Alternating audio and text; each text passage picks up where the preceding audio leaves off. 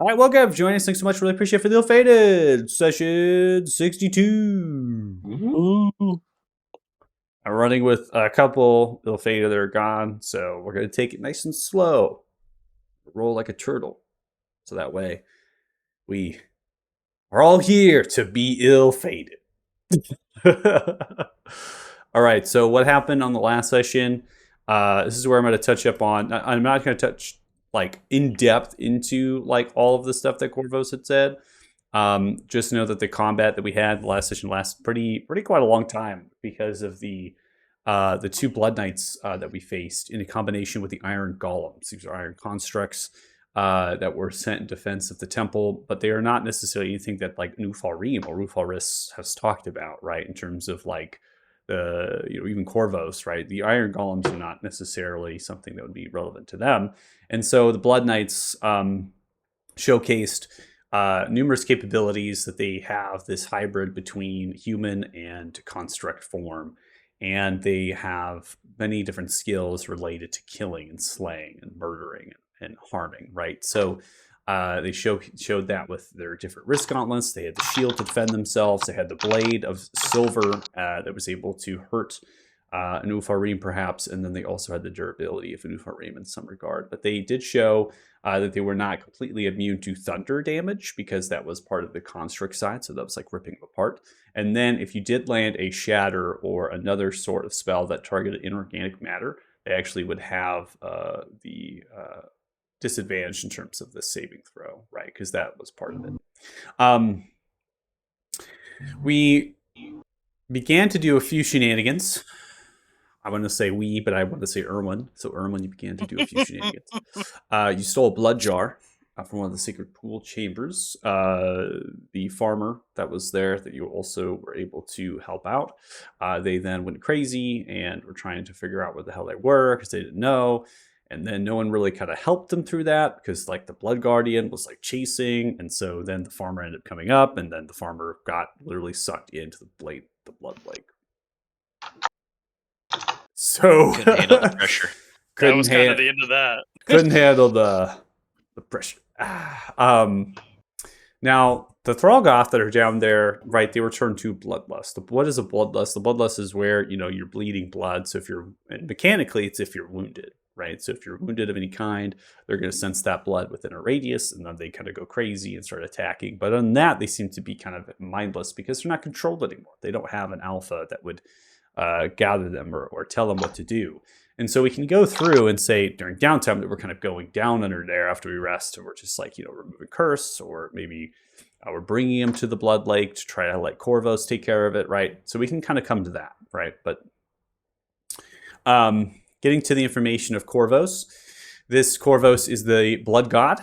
They are also termed as the Forsaken because, technically the twice Forsaken, because they were not only forsaken themselves during the creation of the Twin Mirror Planes, but they also got forsaken by the Feywild deities after they attempted to destroy the congruences or find a way to do so. So they are a deity that is the most, or if not the only deity that would rather allow life and creations to exist unadulterated and uninfluenced. They only created the Ufarim by an accident as a story, like a fairy tale, of a human that was mauled by a beast, winded up in their hermit cottage within the foothills of Ismar, which is, I'll probably define now as the High Auric, which is the kind of the name that most of the orcs and the creatures that live within there refer to the foothills, right, of the valley. They were a hermit.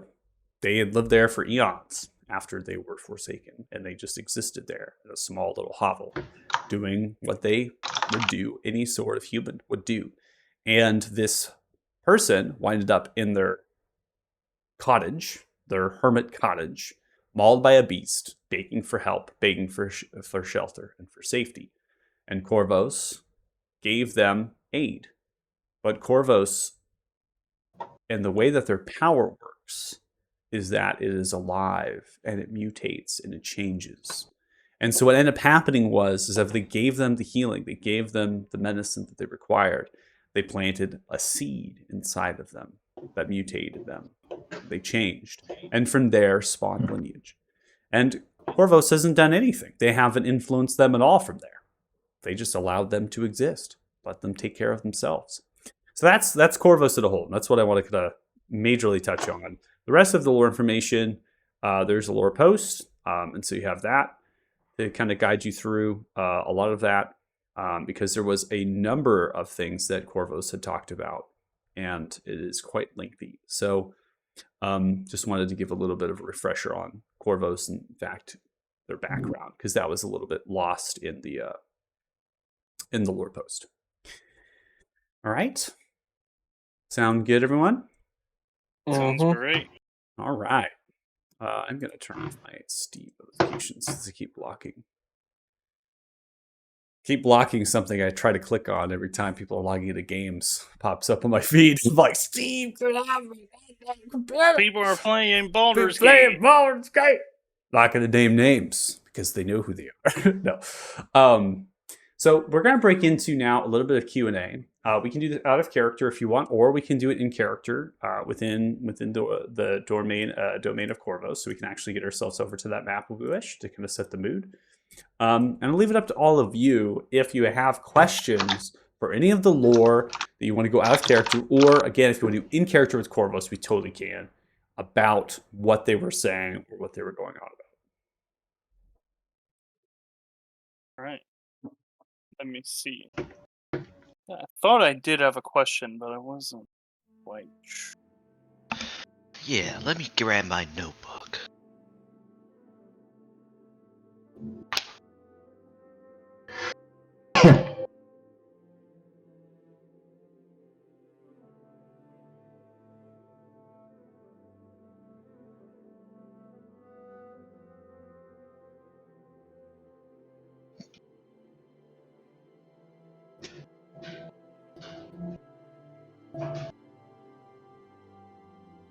Right. Yeah, I did have a question. I got it. Okay.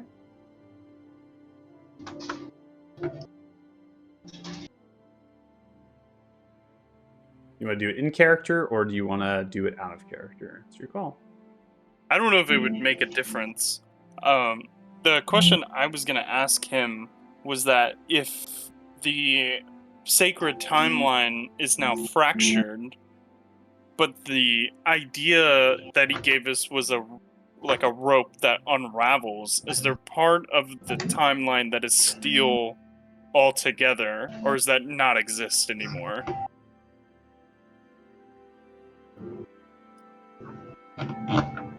Interesting. Okay. Go with that one more time, just so I can bubble it in. Yeah. So the idea was that the material plane timeline fractured into mini timelines. And then the visualization was that a rope that unraveled. Yep. Is there a point in the past where the timeline is still whole? That we know about, or is that lost? Do we have no knowledge of that? Exactly. So that is lost. So out of character, that is lost. And oh my! Wow! That was loud. Attack! Attack at the door coming in. Oh geez. Stevie, For some reason, it's using the wrong mic. Yeah, you might want to mute up real fast. So time is described by Corvos in the best way they possibly can. Remember, Corvos is not necessarily a deity that relates themselves to time necessarily, but they do relate in terms of mutations and evolution, right? Because those are things that happen over periods of grand schemes of time, right? Where there's a change takes eons of time, centuries upon centuries, right? So Corvos is going to relate it in terms of there was a moment. That is why it's referred to as time fracture. That's what the deities refer to it as. Because the deities themselves, in their planes of existence, that is existing outside of the relevant central of the cosmos, which is where the prime material plane and the Shadowfell and the Feywild exist, right? They actually don't have unspindled time. They have it grouped together like a braided rope. So they can actually see all of the times at once. But it's only each of those timelines, it's at one period. It's at one specific thing. Okay? So they can only look at the present at the same moment in each of the times in the braided rope. Okay? And that braided rope is also stretched, which means that their time is actually moving at a different speed, right, than your time. Which is why, right, we talked about like Orsavis talking like in the sense that they can do multiples of themselves because they're on like the Shadowfell, and they also have difference of time based on what is happening. We saw that in the marshes, right? So just even in the mirror planes, there's a difference of time in the way it's warping, right? And so there's this different thing. So the deities refer to it as time fracture, which is why Corvos refers to it. And certain humanoids of research have also referred to it as time fracture, either because they've been given that knowledge by deities or because they've researched the cosmos enough to realize that there was a time that time separated, that the rope was cut away from one singular time that extended unbraided into now braids where the prime material is unraveled. Okay, so Right. that's referred to as time fracture, and it's not continuous. That's where it breaks. And so there's two different times, and that's why in our lore that we have in general, there's two different times that are presented. There is a BD and there is an AN. Between that would be a TF. And we don't, or is all the information? I guess this would be like a more of a history check kind of thing. Sure. But do we have a lot of information before the time fracture BD, or is a lot of that information lost? So information, knowledge that humanoids have possessed does not have any relation to time. So it's like, think about this. So you talk about like the love of like a father to their child, right? It's like Interstellar, bro, right? Interstellar. We've seen the movie, right? So that has this effect, this dimension to it where it translates through time. Like we don't need to be linear to that to be able to have the love of something, right, through the past, present, or future. Yeah, so this is the same thing, though. It's also with inherent memories, right? Where if you were somebody during that time where you were in BD and then all of a sudden now it's past the time fracture, how would you have any memory of that? It would be continuous. Your memory would be continuous between BD and AN, but you would never know time had fractured. You would have no knowledge of that happening. And so you wouldn't know where that break was specifically, which is why the gap of TF could be infinite.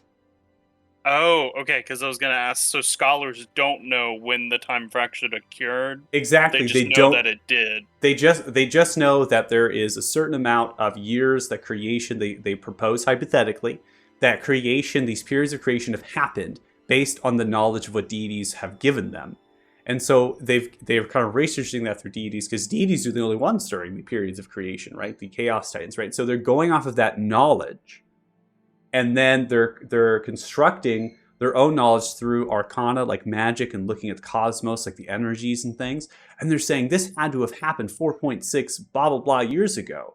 But they still don't know of when time fracture actually happened and how long the time fracture was before the timeline of Antares, which is presented to you all, happens.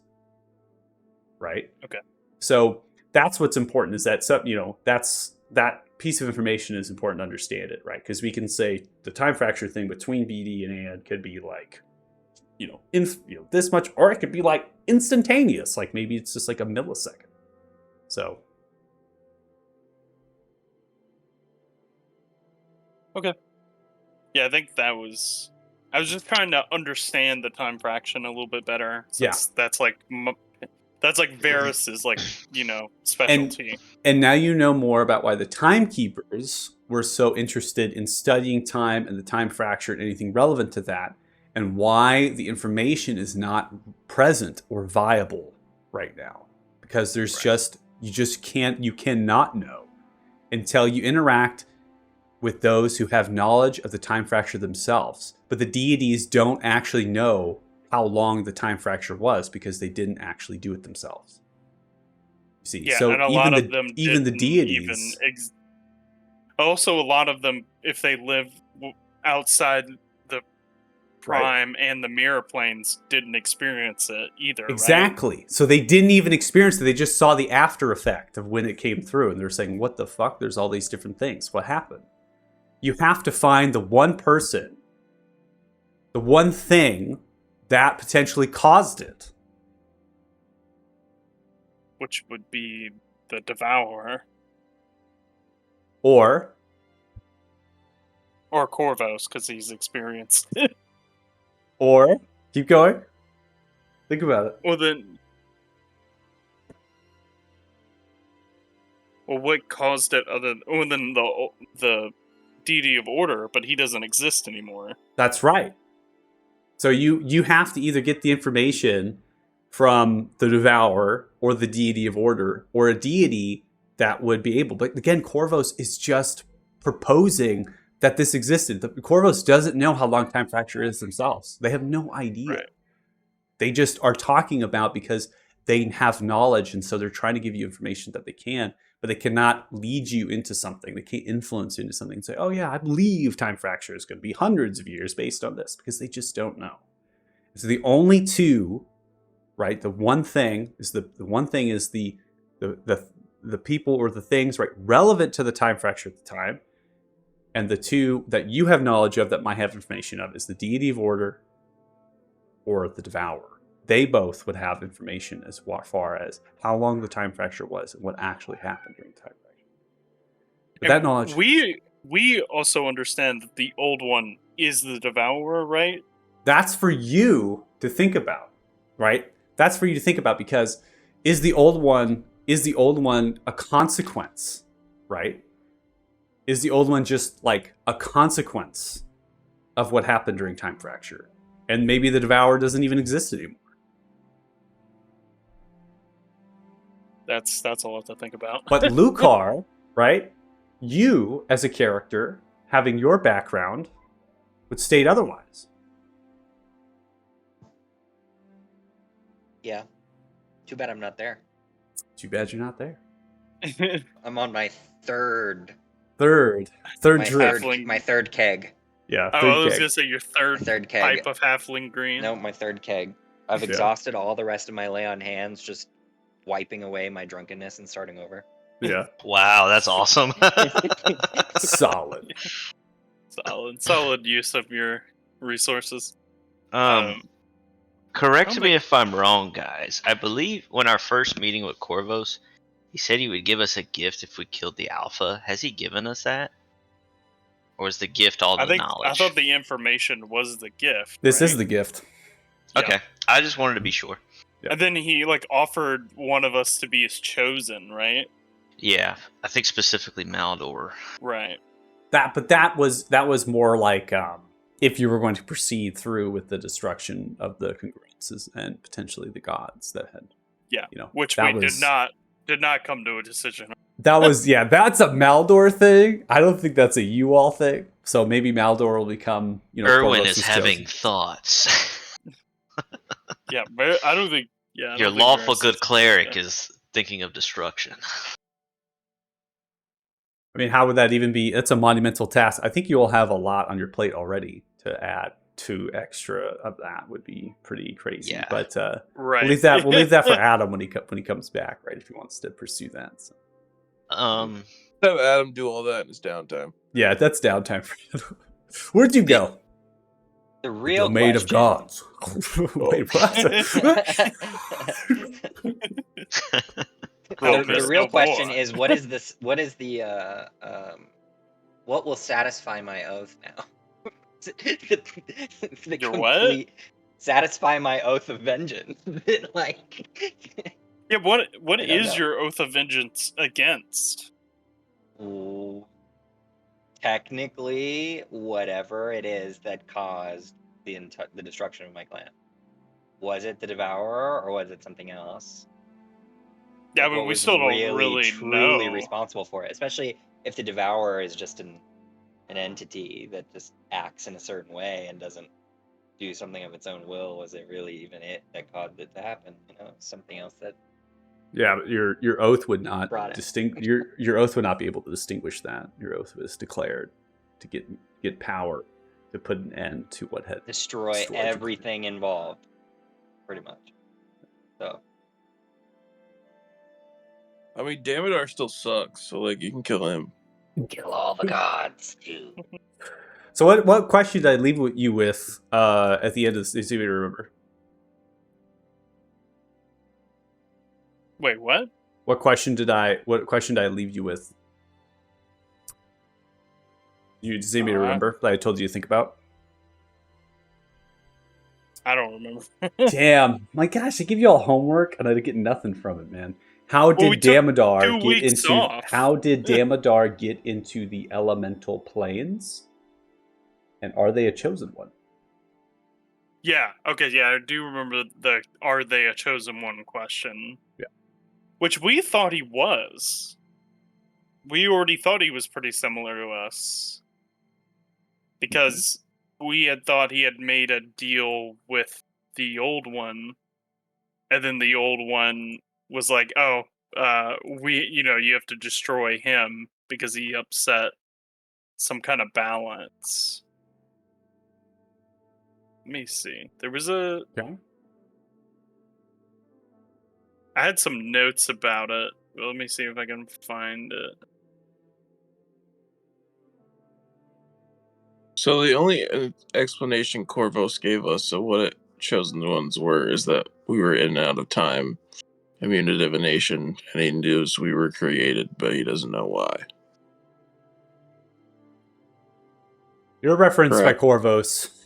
You're referenced by Corvos as like an anomaly, a mistake, right? But Corvos wouldn't refer to you as a mistake because mutations are beautiful to Corvos. Corvos is fascinated with you because of that, right? Because if you are a mutation or a new creation of that regard, that's just something that they live for, right? That's their whole tenets of their person. So, but they don't know how it particularly happened or why.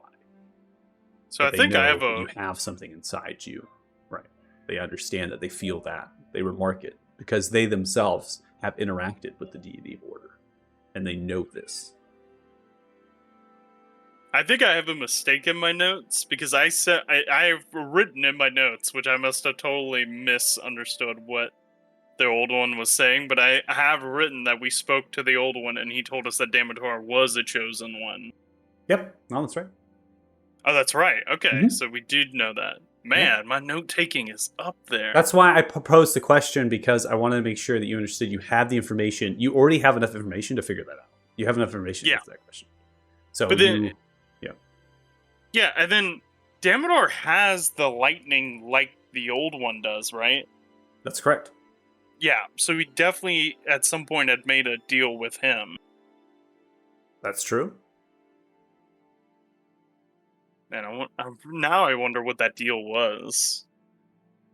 I don't think he told us that. Oh, he was supposed to slay the dragons. And he did not. So now we're supposed to slay Damodar. Man! I took good notes that day.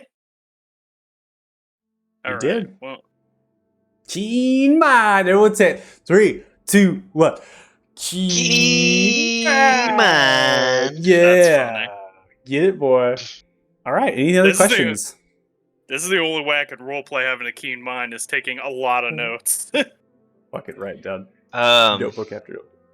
So, the other point that I have, if the Devourer is, like Corvos described to us, an entity that is both in and out of time and can interact with both dimensions simultaneously, does that mean that anyone who, if we're assuming that the old one is either synonymous or is the Devourer, does that mean that anyone who has made a pact with the old one is also chosen? No, because chosen is a the chosen ones is a moniker for people who have a sliver of divinity from the deity of order. Correct. So the name of this campaign is really important. It's essentially is a pseudo, right? You're not actually given the right name for what you are, because obviously that would give away to the mystery of what is happening. So you have uncovered quite a bit, and you are able to figure out the true name of yourselves if you simply put it together. The chosen ones are actually it's a name written by bards, like a bardic tale told of these people that come together. They state they're here to bring order. They're bonded together by someone, something, and they are drawn to it. And they come to fruition in histories that they do things. Now, it could be something really grand, it could be something really less. Regardless of that, it's always relevant to bring some order within the land, right? Maybe slaying a monster that's plaguing a farmland, right? A village, something like that. And they just call themselves chosen ones. We're chosen ones. That's what they say, right? We're chosen. And so the bards give them that name of chosen. And so, being like a chosen of a deity, right? That's a kind of a different thing. It's where a deity's basically gifting you power. So you can actually probably say that the Ufari were chosen because they were chosen by the deity to mutate and things like that. That's why they have their power. Whereas like an avatar would be an actual, like a strong connection, almost like a spinning of a tendril, like a spin of a deity themselves brought down. And a child is an actual birth, like a completely different creation, but also in terms of level, it's a demigod, right? So, well, what would we be considered? Would we be considered an avatar? That's what I'm trying to say. You are a spin. You're a tendril of what the deity is. Technically, you are avatars of order. That is the true name of yourself. So I can't call the campaign. Yeah, no, for sure. That's cool as hell. But that's technically what your true name is if we go through like the Pantheon. So. Okay. I think that's the last of lore questions I have. Okay. But I had some questions for Erwin in character, so whenever we go to downtime. Well, the other thing, the whole chosen ones thing, like it makes sense if we're slivers of the God of Order's power. But there was also a question of like Captain Morgan's thing where it's like he was getting targeted because of his abilities. Because didn't he also have a pact with the old one as well? He never said that he had one, but he showcased powers like that, yeah. Yeah. So that's where my question of, are these people who are able to harness the power of the old one also chosen in their own way? It may not be the God of Order, but I'm thinking it could also... Are they chosen by? Right. Oh, okay. Yeah, I was going to say... Yeah, so you're asking if they're like... yeah, I guess chosen is the right word. I'm thinking that these people, whether they are to the same level chosen as us, they also have to have some sort of, for lack of a better term, sliver of divinity to harness these powers. Oh, I don't think that's necessary. I think you have to make a deal with them, but I don't think you have to be... I don't think you have to have a sliver of divinity to make a deal with the old one. There is one example that you have come across that would be contrary to what you just said, Peyton. Really? Yep, there is one person that you have come across that would be contrary. Would that been what was the person without the mouth? Like the not the... I can't remember their name. Is it the Nameless? person that... Faceless. Nameless. Nameless is part of a mystery here you've yet to unfold. You never really went through. You kind of didn't take the time necessary with Nameless to figure out what Nameless was. Well, what about Porrig? Yeah, Porrig is it? Yeah. The orc dude? No, the headmaster of Felgum. But also, like, it seems like anyone who harnesses this power has some greater calling or whatever, and the only one that doesn't seem to have that greater calling as Captain Morgan because he can't remember where the fuck he came from or why the fuck he has the powers. Well, Korrig barely remembers he has like alternate versions of himself. So Why is that? It may that. Well, yeah, I don't know. Why is that? Is that because the power has destroyed their mind, right? That they are not recognizing themselves. They have two different personalities now. Or that was what I was gonna Personality from put the forward. different lines. So when Well, I Both they you was try gonna roll, say- both you roll intelligence Correct. checks. Okay. Before we go through the rabbit hole, let's get ourselves organized a little bit. See what we can get through the rules. Oh, that's not that great. I'm also assuming that we're having this out of character, now kind of going in character, honestly, with this conversation. So I'll probably Yeah. bring us to maybe even the temple, right? We've just kind of left. Yeah, I think Tegan doesn't do a lot of puzzle pieces putting together, but some things are clicking, gears are turning, and he's And just we would. like, I think we would totally have a conversation about it if we had just left there and had like all this information And I dropped on think- us. at this point we are fully forthcoming with Corvos about everything, so it doesn't matter what we say to him. I think at this He's point been- we're leaving that what Corvos can answer for us because we're going into more insightful things based on our own personal knowledge to kind of come through. We can always retcon that we go through out of character, but I want to kind of get us into a role play scene here since it seems like that's what Oh, we're for sure. transitioning to. So let's go ahead and I'm going to create some ambiance here. Oh, is that Thanos? Yeah, that is Thanos. I was like, Yeah, who is hold this on. character in between me and Tegan? Yeah, sorry, I meant to get everyone up there. I misclicked there. There you go. I also redid the portrait stuff so it would fit better onto here. So I was trying to get it to where, because the scene actors is really cool to use. So Mhm. I wanted to make sure that I got that reworked. So some of your portraits might be more zoomed in to try to fit the space. Also, I don't want to like open up another thing, but another similarity is a lot of these people who have these powers, depending, except the headmaster, but depending on if he had the powers before the reckoning and all the students died, all these people have people follow them blindly. I mean, like Captain Morgan on a smaller scale with his crew and Golden Hand, but the orc dude is said to have the lightning powers, and he's got an entire cult following. Right. Did Bruga say that they were researching the old one before the Reckoning? So we're going to start with narration here, and I'll answer those questions. So narration here. So Lucar, don't leave you on the wing, right? So you haven't had a lot of time, but you are at the Windy Ale House, right within the Windy Courtyard, the south side of the courtyard. That is on the plateau of by the Windy Tower. It sits on the plateau where all of the housing and stuffs that are tiered down, feeling a very in terms of like cultures, it's very Incan, right? In terms of the mountainside that it's built up and the roads are teamed, a lot of stone work and things, a lot of wood. That's what's showcased here. So bring us back into the world. You're like 3 ales down. It's free. You can always obviously pay. They're giving you bread, cheese, foods, right? You're sitting yourself at one of the nearby tables. Some goblins, right, are kind of making way down underneath for their relishing of maybe a lunch perhaps when they traveled. The goblins are not really here in the full capacity, okay? So Boss Cobb, right? That was who the goblin boss that we interacted with. Their particular duty, their job right now, is to actually go into the mountains and try to grab other goblin tribes and talk to their leaders, their matriarchs, their patriarchs, their chieftains. Speak to them and say, look, this great chief is bringing us back. They're uniting us. They're talking about us. Histories of goblins, right?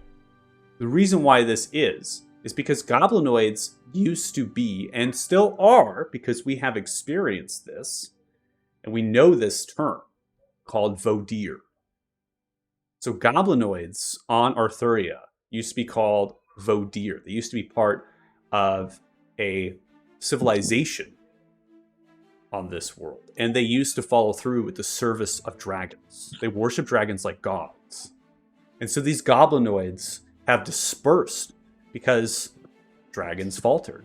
The dragon gods were not really gods, and they actually were brought to bear by primal draconian sorcerers and cultures that were developing.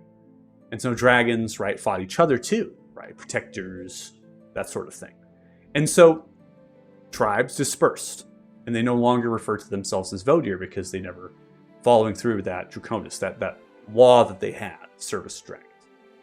So Boss Cobb is trying to gather the tribes that he knows about, and I'm sure there's other bosses, other sorts of chieftains of goblins, bugbears, orcs, this sort of thing. They're going off into Ismar, into the land, to try to get as many as they can, probably going outside of Ismar. Because the Vodir are very wide spacing, these goblinoids are very wide berthed on this continent. Okay? So that's what's kind of happening. Now, 5 days, 4 days technically, because we've gone through a day. So we got 4 days, and then they're going to be going to a place that's on the cliffside, right, where they have a rickety old dock, down hundreds of feet down, where they can take canoes, pad boats, get across this mighty river. They call it the Great River, right?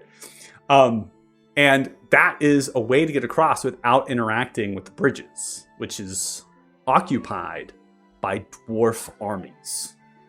So we're kind of in this realm of saying we want to skirt, we're going to navigate, and obviously Boss Cobb's got away. We're going to follow him, thumbs up, and we're going to have a good time. So that's happening in 4 days. We have 4 days to get stuff done. We have 4 days to do things, okay, before we're actually going to go with Boss Cobb and all of the goblins to these boats, and then into the High Orc or the foothills of Ismar, where the Great Chief is. So we're, Lucar, you're drinking, you're enjoying yourself. Your party has yet to return. In terms of time, I'll probably put it around like an hour, so I'll probably advance the time clock here, that your party has been gone since you have left. And you're having a good time. Spoke with some Halfling Green. You're just tending to yourself because of what you have just experienced, which is horrific. And you're also maybe contemplating a lot of, your mission, maybe your purpose in life, in that you've taken this oath and you want to see this oath through. And how does what happened in that temple or anything relevant to that affect your oath and shape that? But maybe time for contemplation is not really here yet because getting drunk comes first. So with us in the temple, okay, you all are together, and we have now left the domain of Corvos. We have returned in those cocoons of blood. We're based in the same level that the farmer got grabbed, the same level at the altar that was raised, and you all are kind of gathering yourselves together. You're still wounded, some of you, right? Or only healed by potions, and so you have loss of consumables, your features, right? You're tired, and you're picking yourselves up, and you're getting ready to go. Before you do that, you just have some self-reflection to speak about some things. Now, before you speak to some things, Lucar, I just want to make sure, are you doing anything else beyond drinking, eating, smoking? Not in this hour, no. Okay, cool. So now we're going to come back to the party in the temple. Before you leave, you're going to have a little bit of conversation. Go ahead. So wait, Tegan, you still need to roll your intelligence check, right? Oh, okay. I thought. Let's see here. Unfortunately, I didn't roll great. Go ahead. Yep, fantastic. We got Better. 14 and an 8. Okay. So, getting ourselves a little bit on track with the conversation that we were having. Okay. So,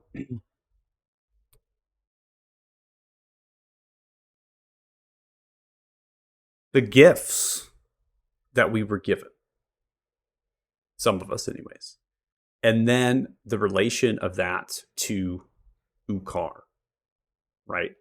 The relation to that to Captain Morgan, the relation of that to Nameless, the relation of that to Porig. Okay? Porig showed no signs of any divinity. They showed no signs of any histories of divinity. They were a common gnome, well-educated and studied. And they didn't take a gift. Why didn't they take a gift? Porig had interacted with the Old One for a long time. They had the Well of Nine Realms. They had the water of the Old One. They had, at the very earliest times of Felgrim gnomes, they had these manifestations of the Old One that helped them build some of what they had. Time was distorted there. a bridging between two different worlds or two different planes of existence, or better yet, two different time and no time merged together. Okay? The gnomes, particularly Porig, never were offered gifts by the Old One. They were never offered anything. They were never told to do anything. They merely researched the water to figure out properties of how this was in and out of time. But they didn't know that. They just knew there was time distortion. Okay? But you know now with your knowledge that Felgim, the Isle of the Blessed, could very well be in and out of time of existence. So Porig has two different personalities. They have memories of two different places. They have memories of two different times. And their personalities are now being bridged together by two different times, potentially of themselves in two different times. And they cannot maintain themselves because their gift pulls on no divinity. Their gift pulls on nothing but themselves. And they only took it because they begged for it. They went to the Well of Nine Realms after they saw what happened. The corruption to the water, the destruction, right, from Damodar and the dragons. They witnessed this. And so they begged. They asked for the gift. They asked for power to be able to figure this out. And the Old One gave it to them. Did Porig get a seed, though?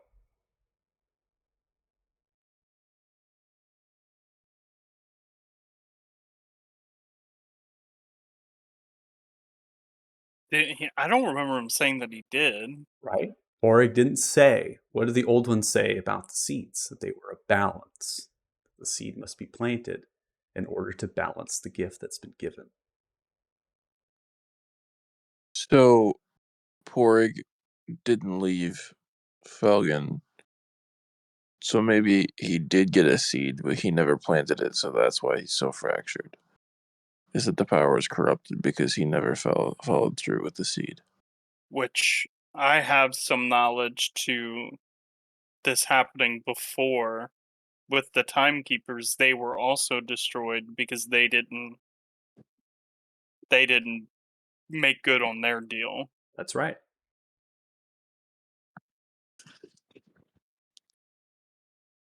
So Porig lacks what is required to be able to sustain themselves against the gift that's been given to them. They also have not talked or potentially not planted a seed to be able to balance the gift that they've been given.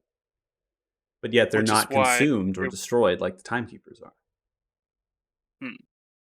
Is it because he stays within Felgum? You got a winner there, buddy. Because maybe the Old One can reach to a place in time and a place Oh, out hold of, on. but the congruences he can't reach. Well, so in the legend lore I did on the Old One, there was a big thing on that there are places on the material plane that the Old One can't reach as well. Like the Shadowfell Orcivus.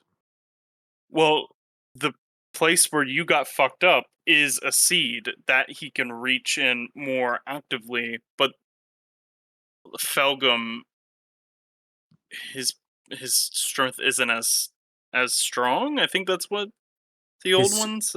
So remember what the Felgum researchers had said about the island, about what had happened, and then what did Porig say that Damodar had did?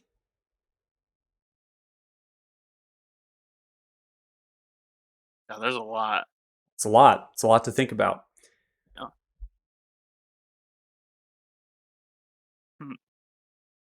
fine. I'm just again directing your rabbit hole here a little bit. Directing your rabbit would- hole here. Well, if you break it down, Damodar, he got the power from the old one to complete the task of destroying the dragons. But not only did he defy the old one, he gathered enough power to oppose the old one, so the old one couldn't destroy him. Right. And that's why.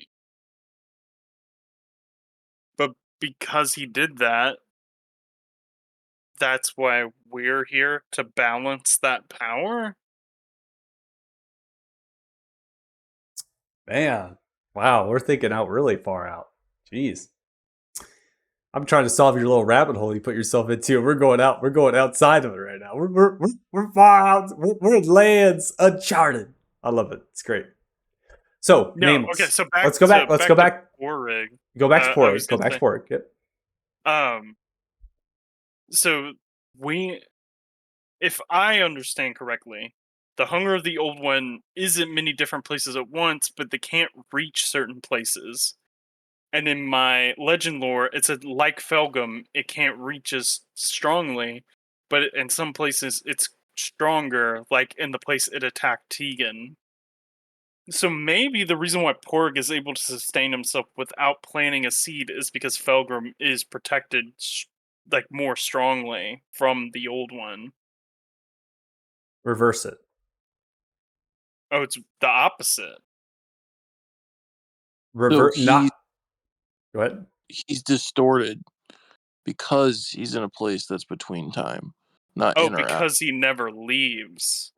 Porig is distorted because he never leaves, because he's placed between two times, and that place between two times is not stable anymore because of what? The fracture.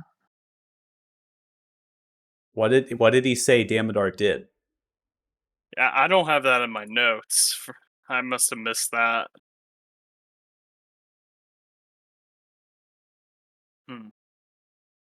You got to go back and speak to Porig. Yeah. Do you have any notes about it, Tegan? I don't remember. I don't have any notes, but what did he say?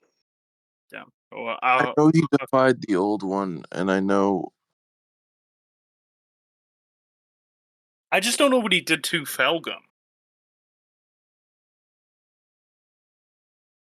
he brought the was he with, I don't know if he brought the paladins. I know the dragons attacked Felgen at some point. The dragons did not attack Felgen. Damodar brought the dragons there.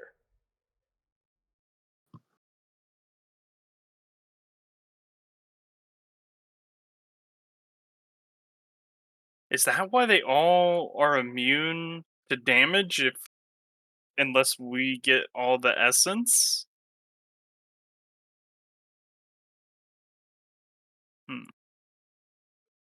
So Were the dragons brought there because if they're brought to the congruence as well, they're more vulnerable to being controlled? Well, why would you bring them to Felgum? Because it's one of those congruences that's out of time. Because say like this could be completely out of pocket, but say that us putting the stones together isn't just breaking Damodar's will over the dragon. It is required to fully control them. Because so it's required to fully control them. But the reason that's the case is because we're in the timeline or whatever. But Damodar knew that, so he brought them to Felgen so that they would be between times, so that their power could be diminished some way to where he could use the old one's power to affect them. I'm not really sure what you're getting at. The control comes. We know where the control comes from because we know what the essence are. We know what they come. We've gotten that information. Okay, they come from the stones. They come from the essence because that is what the elementals had enslaved them. They had essentially used, right, from the mutations that they put to the dragons as a form of control against them. And then the dragons rebelled. They fought back. They got too powerful, and they were able to break the chains of their bondage. So, but Damodar somehow is able to control the dragons without the stones. Right? So Damodar had done something to be able to do that. And they also had to have had possession of the stone, which is why we converse how they get the elemental planes, right? So that is the question, right? And something that Porig had said in Felgen about what they had witnessed Damodar doing to the dragons. Yeah, we'll have to go back and ask because I don't have it in my notes. Sorry, I let Tough. y'all down on that one. Yeah, might have to go back and talk to Porig and see if we can get them in the right state and have them go through it again. I might put some puzzle pieces to it, but we'll go back and just again through the rabbit hole based on what Porig, right? Because Porig does not have divinity; they have the brokenness right there between. Based on what you're saying, Peyton Bears, right? Based on what you're saying, you were saying because it's more protected, it's actually because it's weaker. Think about what Felgim used to be. Think about the well. Think about the waters. Think about the Isle's properties. Think about the power that was there. Then what did Porig say? They begged, they took this, they wanted this because they wanted to solve the corruption. They wanted to fix it. Because they wanted to get the power back. They wanted to turn the Isle back the way it was before. Because it's powerless. He wanted to rebuild the school, right? Exactly, because the Isle was powerless. Why was it powerless? Because they witnessed Damodar doing something, and after Damodar did something, the waters of the Isle were black. They were void of power. So, if Porig decided not to plant their seed, think about an entity. Could it do something to Porig then if it's powerless upon that place? No. No. But it still has enough to be able to give gifts. It still has enough to be able to do something. And so there is almost like it's heft, right? It's not able to fold. So that's what I want you to percolate with a little bit. Is that the Isle itself has changed because of something Damodar had done, and that had left this side effect into Porig, and also Porig not having something that the gift is pulling from. Right? There's no balance to Porig at all, and so Porig is broken. But they're not consumed. Right? So Nameless. Nameless is something that came out of nowhere, right? In terms of what they presented. They also were very powerful. Extremely powerful. But they didn't showcase. A lot of this party did not take time necessarily with Nameless. So I can't give you anything more than that, except for the fact that they showed some high levels of power, considering how they were kind of moving around and stuff like that. And so Nameless has something maybe we don't know. And Nameless stays with Morgan, right? They're like partners, kind of. Kind of, yeah. All right.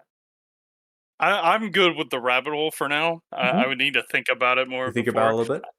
Yeah. Okay. I also, what's really funny is I watched Loki because you told me that Loki had like a really good relation. I watched some episodes to get some like better understanding of how maybe your timeline worked. Yeah.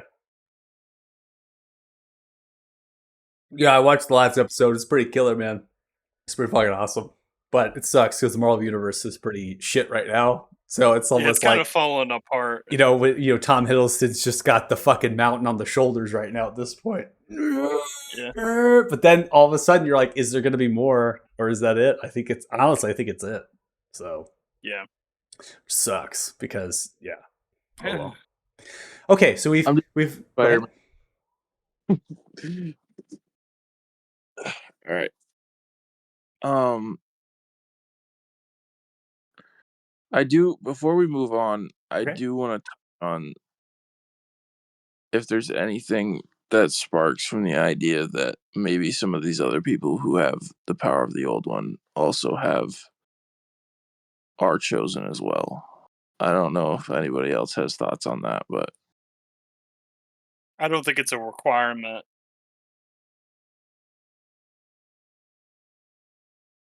okay. I think they could be chosen by a deity, and that's how they get the power. But I don't think they have to have a sliver of divinity to have the power. If that's Because what you're asking. I'm thinking if your theory is correct with that Damodar is the force that we were sent to correct to restore order, Hmm. does that also apply to other people who harness the power? For example, the guy with the goblinoids. But the other thing is the outlier that's really pricking in the back of my mind for some reason is like, what is Captain Morgan's purpose and why does he have the powers that he does? Also, what order is he upsetting though? That's what you have to think about. If we're meant to restore balance, what balance is Captain Morgan upsetting by I'm not doing what he does? saying he's upset. I'm not saying that there's a balance that he's upsetting. I'm saying the way he described what happened to him is he doesn't remember anything. He knows he has his abilities and he doesn't remember anything previously besides washing up on a beach. Is what I remember at least. Mhm. So Yep. if all of these people who have these powers from the old one fit however small in this giant puzzle board, why obviously we'll figure out what's going on with the leader of the goblinoids. We'll figure that out very soon. But I may be making a bigger deal out of it than it is, but like why is Captain Morgan specifically, what is his purpose and why is someone in Nameless who I can only assume is in close relation to the old one in some regard. Nameless sought him out, is my understanding. Or they found each other, but obviously finding each other isn't always by accident, as we've now realized that some things are just destined to happen. So you're asking what Captain Morgan's role in all this is? Yeah, I think. Oh, I don't think we have the information to Oh, I glean know. that. Yeah, okay. I just want to make sure it's not glossed over because I Good think. news. Oh, okay. There's I good think news for you, though. Nameless and Captain Morgan should be put on the back burner for now until we finish the stuff we're doing currently. But I think we really, really need to try to revisit that some point very soon. They're in Fate Haven. Yeah, I mean they stay where we stay, so They're at the docks. In the harbor of Fate Haven right now. You can go talk to them if you really want to. Got the power. yeah. Well, if that's something you're interested in, you could definitely go and talk to him if you want. I mean, we have 4 days of downtime. That could be your downtime. Okay. I don't know why it's bothering me so much, but I just feel like there's a piece here that we're missing, and that's the only outlier that is directly involved with the old one and all this bullshit that. Yeah, for me it doesn't really ring any alarm bells, but it could be something bigger. So I would say trust your instinct with it. Okay. But I don't know. I need to get some sleep. My body hurts. I'm completely drained. Yeah. I've left it in me. You're And talking by about us, Tegan, right? I mean, Are you yeah, talking about Brennan? Both. yes, Tegan. Both. I've got no spell slots, no bardic inspirations, half my hit points. I want to roll over and die. Yeah. We can start that back then. I think Okay. we're good here. Okay. So you begin to pick yourselves up, beginning to depart. Again, thinking about the Thrallgoth, but again, that's maybe a little bit of an after. It's definitely an after thing at this point. You want to probably link up with Lucar, get some food, get some drinks. Right, you're during the lunch hour at this point, and then rest yourselves. Right. Before we leave, actually, I know I just said we're leaving, but Mhm. can I ask Corvos if there's any way for us to contact him besides coming to the temple? Corvos would leave you with an understanding that they live in the prime material plane. In fact, they live very much so on this world. That in order to reach them in their domain, which is basically a pocket dimension in this plane of existence, that you would have to reach a place of their power, which would be a temple. You have So to not come, even get to them. no, you have to come back here or another temple Well- of an Ufarin to be able to reach I them. have a magic question then. The sending goes across planes, right? Yeah, so you can send to them. Yeah, so there's other forms of communication besides physical. So you Oh. can do sending messages to them, and they can send back. Okay. That's why I was uh, confused. Ask that. I might have said it in a weird way, but that's what I was asking. That's what you're asking. Okay, I thought you meant like, could I pray to Corvos, and Corvos is going to answer me. Sorry, because that's what you can do with deities sometimes. Yeah. I thought there might be some convoluted way to ask for him or contact him, but I also Gotcha. I was like sending him. Yeah, no, it just the sending message works just fine. Again, it's even of the same plane of existence, so there's not even like a percentage chance of that. You might even be able to like, can we get a telepathic bond with you or something like that? You could actually potentially use spells like that in this situation, right? So, but Corvos would not accept that. They don't want to influence you. So, but they will tell you that if you do want to physically reach them, you'd have to be at a temple, and then obviously, Right. magically, if you want to send something to them, they can answer. But again, they don't want to influence you. They don't want to give you anything that would guide you in your direction. They just want to give you some information for the questions you seek, so you can do your own work. Absolutely. Also, as we're walking back, I'm gonna pull Erwin aside and be like, so the thing with your sister, how worried are you about her? Well, I still don't know if it's even real. I mean, I heard a scream. I didn't. It sounded like her. Okay, so the reason I'm asking is I can come up with a solution to see if I can find her, but I'm wondering if it's worth if you would like me to do that or not. Yeah, I would like you to do that. Okay. So then I guess as we're walking back, I'm gonna open up the Tome of the Holder and say Rukala and look for scrying. Okay, go and roll. It's there. All right. Well, you're just in luck. My tome did not fuck me over today.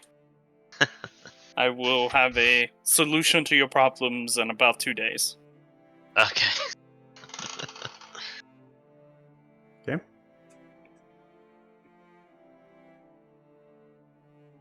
All right, so And then, go we'll ahead. continue to make our way back to Lucar. Okay.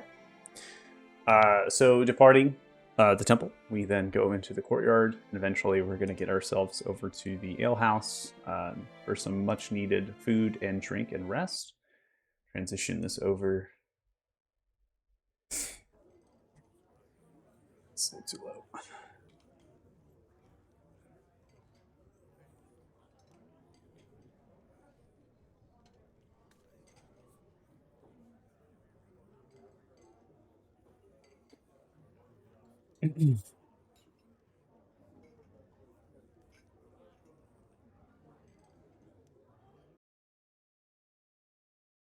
Why isn't that playing? Try it again.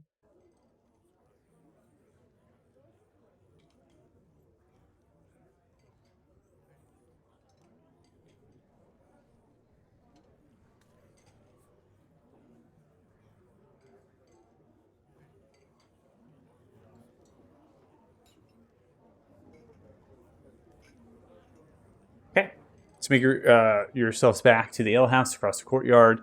You eventually wind yourself into the alehouse, which is pretty hustle and bustle at the present moment. I would say it's filled maybe quarter to a half in occupancy. Some of the tables have been freshly cleaned and rotated for other clientele to sit down. Many of them travelers, adventurer folk that are coming in here to eat for free or perhaps just to feast themselves and give a nice healthy tip.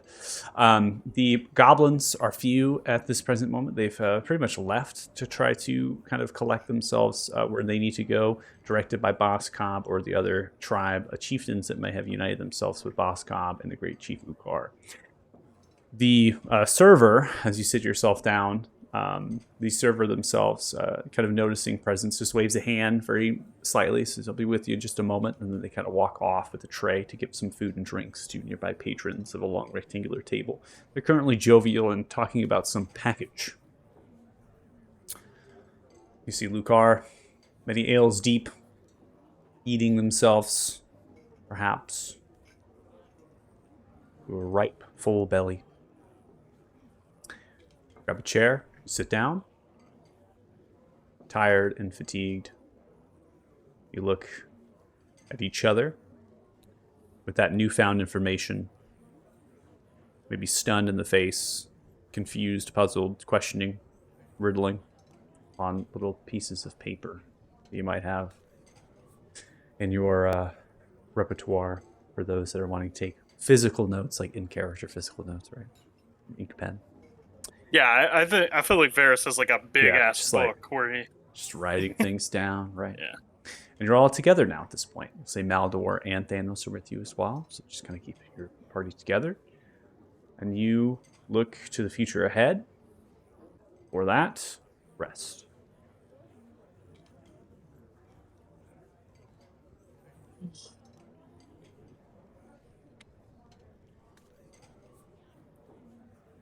All right. Fucking day. Yeah, what a long day. Owen, what is your sister like? Can you describe her to me? I need to know details if I'm going to scry on her. Or, better yet, if you have like a picture of her, any personal items that were hers, or something that you shared, anything like that. Well, we're twins. It's about as much as I can say. I've only seen her in the last 8 years. I've only seen her a handful of times, so describing her is not. What is it? What's her name? Lisa. Okay.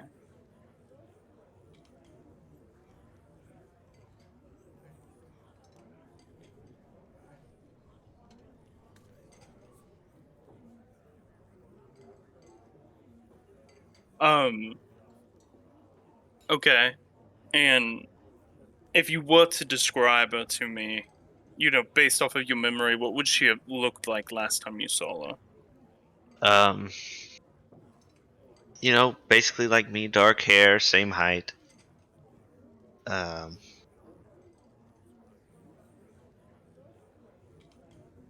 trying to remember my backstory. I don't remember if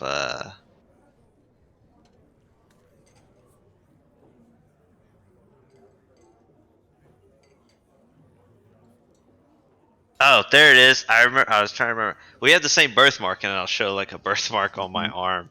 I was like, I remember there's something that like put us together, and it's like it's almost like a crescent of a moon. Okay.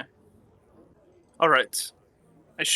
And you don't have any like gifts she gave you or anything like that. No personal items. No, not unless I don't think I would have any like signed documents of the Bluegrass Company on me for undercover purposes. So I wouldn't have anything, but there might be something back at Fate Haven with her signature, if that would help.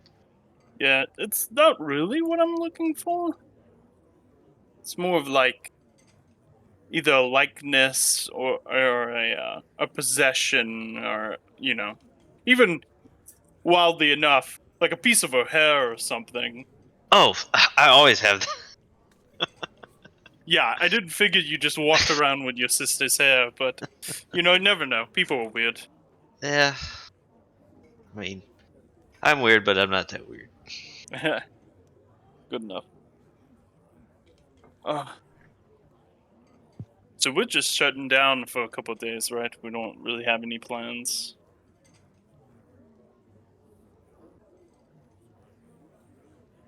I don't Um, necessarily.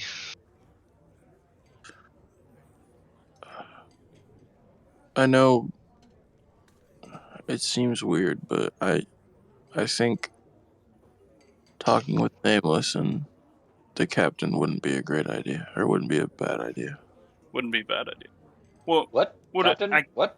what I can do for you, Brennan, if you want to do that, Who's while we're waiting, is I can send you back through to my tower, and you can have Bruga teleport you back here when you were done. Who the hell is Brendan? Oh, sorry, Tegan. Sorry.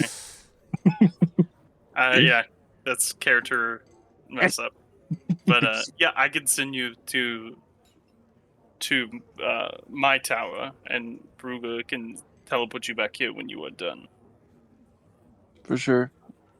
Also, while you're in Fate Haven, pick up a mirror, like a silver mirror worth 1,000 gold. I'm gonna need that. a silver mirror worth 1,000 gold. Now, here's the question: do I Mhm. have to get that appraised, or if I pay 1,000 gold for a silver mirror, it'll be okay? Go ask Bruga to sell you a mirror worth 1,000 gold. She'll know what I want. But it's does it, it have it's to be for a squiring I ritual. buy a shitty silver mirror for 1,000 gold? Is that gonna be good enough? Well, no, that's why I said ask Bruga, because she'll get you what you need. Because technically, if I buy a silver mirror with 1,000 gold, I understand your uh, concept. I'm asking you to do something very specific. I know I'm fucking with you.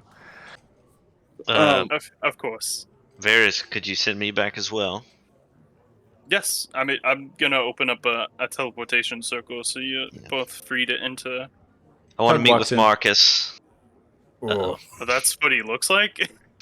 Yeah, I found a little artwork for him. Thought it was probably the most jovial ogre, red ogre that I could possibly find artwork for him. I was just doing quick search and stuff. Okay. Tug is not usually a character that parties befriend, so that is interesting. And I decided to give a little more effort to him, so I gave him some artwork. Yes, Tug has nipple piercings. I thought that was pretty good. Accurate. They don't have horns, but they got the The rat big smasher. ol' rat yeah, smasher. rat smasher behind them. So this is as close as I could get upon doing a couple searches on Google and doing AI stuff really fast. It's a headband that he Yeah. made from killing something with horns. Sure. They commit. Um, They're just pulling themselves up to the table. but I think Tegan would, with Lucar perking up about the captain, I'd say, yeah, Lucar, you kind of missed the conversation. I wanted to go back and talk to Captain Morgan and Nameless and see if I can't share with them some of the things that we've learned recently about the nature of our existence, and maybe try to put some puzzle pieces together. If you wanted to tag along, I know you and Captain Morgan have a closer relationship than the rest of us. Maybe he'd be more willing to talk with you around. You'll come along. Answers will be good. Put my hand on my chest and wipe away my drunkenness. We can explain everything that we saw. At this point, is it just worth all of us going back for a day and getting what we need, meeting back up together, and having Brugus bring us back here? Honestly, Varys, I think If I'm being honest with you, I'll be able to get their side of the story, but my problem is putting all the pieces together. So if you wanted to come with me to talk to them, I think we should probably all be present. See, the problem with that, Tegan, is that with me having 2 spells to work on in 4 days that are both high level, I will be studying for like like 18 hours straight. So I don't know when I would do that. What other spells are you doing? I have the telepathic bond, and then I have the scrying ritual, which are both high level spells, high difficulty. So, and they take me about 2 hours, for rank. So it would take me 10 hours for each one. Right. So a And then 10-minute too much for you. also, Maldor is tattooing me in that time. So, yeah, I have a lot to do. But if you really need me to go with you, I definitely can. I definitely can make time for it. All right, We will have to do this tomorrow, though, that's fine. because I cannot teleport us today. I can't do anything today. I feel like I can barely walk today. Well, I'm going to say good day to you 3 and start working on my spells, because I can't do anything else today. Or maybe Maldor can tattoo me now. That would probably be better. I think Balor has the reagents for it. I'm trying to look at the notes here, the downtime stuff. we do. It seems like you wanted to use up the precursor plus a dragon hide. Because, flavor. For flavor. And then what tattoo is it specifically? The absorbing tattoo. What element? Fire? Or has to be a particular one. Or is it it has to be. Yeah, so it I believe, let's see. So the absorbing tattoo will be damage resistance to one particular, and then it also has, you can use your reaction to gain immunity against that instance of the damage. And you regain a number of hit points equal to half the damage you would have taken. So the crafting, so don't get confused with, the absorption tattoo is different than an actual combat enchantment of absorption. So the combat enchantment of absorption can be put on armor, a shield, or a cloak, and that is essentially like absorb elements. Whereas the absorption tattoo is resistance to a damage type and then channeling it for immunity. So my tattoo is going to be black, which on this table it says it does necrotic. So I was just gonna have to go with that. Yeah. No, I think you could flare at any. You can flare at any damage type you want. The item that we're pulling from is a D&D actual item, right? Because it is pretty cool, and so we want to make sure that we can craft that. And so I wanted to base it off of that because we already have an absorption enchantment. I don't want to duplicate that. I want this to be like a unique thing. And so this really is flat resistance to one element, right? And then you can have a number of charges for the immunity to the damage type. And I think that's, regardless of what color the table says, I think we can flare it, however you would like. I don't think you should be pigeonholed like that. Yeah, I don't know what I just assume necrotic, so I'll just roll with that since that was what I already had in my head. Okay. Yeah, and then I have the precursor on me. It's the Chaos Salts. Yeah. Okay. So for the absorbing tattoo, it is an exquisite bottle of primal core. I don't know if it already has that. Not a dragon hide. Oh, I have that as well. Okay. So why don't you go ahead and remove the precursors and then the exquisite bottle of primal core, because one of those will be used up, and then the precursor will use 8 Chaos Salt. So Yeah, I have. 8 of I just those. deleted both of those from my And inventory. then it is a very rare, which is a DC of 25. Now I got to go with the Maldor sheet here to figure that out. If he's got Yeah.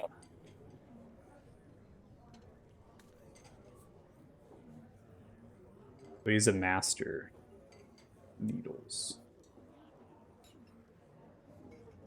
He's a master needler. Master needler. Little did we know in all that downtime, Maldor was shooting up. He was just tatting people up. Yeah, didn't Tatting. he go with the courtesans to like learn how to do it? Yeah. And then I he has remember it being pretty expert. wild. He's got +7, +5. Oh no, he can't do it passively, so he's gonna roll. But he's if it's a 1 or a 2, he's got it because it's dexterity based. So his passive is a 22, and then his active is +15 bonus.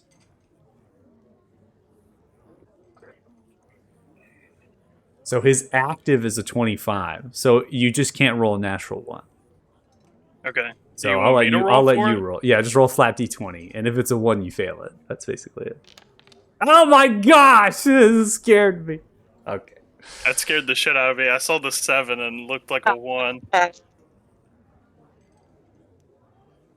happens Okay. if you naturally fail or natural one fail a tattoo? Fuck. You get a debuff You instead get of a, a buff. you get a debuff instead of the tattoo. Yeah. All right. I'm gonna Permanently put in the vulnerable to necrotic. tattoo. I'm gonna remove the attunement, not required, so we don't have attunement. And then I'll remove the table. I already removed all the precursors. Yeah. I'm removing some of the text, so if it pops up, you don't have to have so Oh, okay. much crazy text.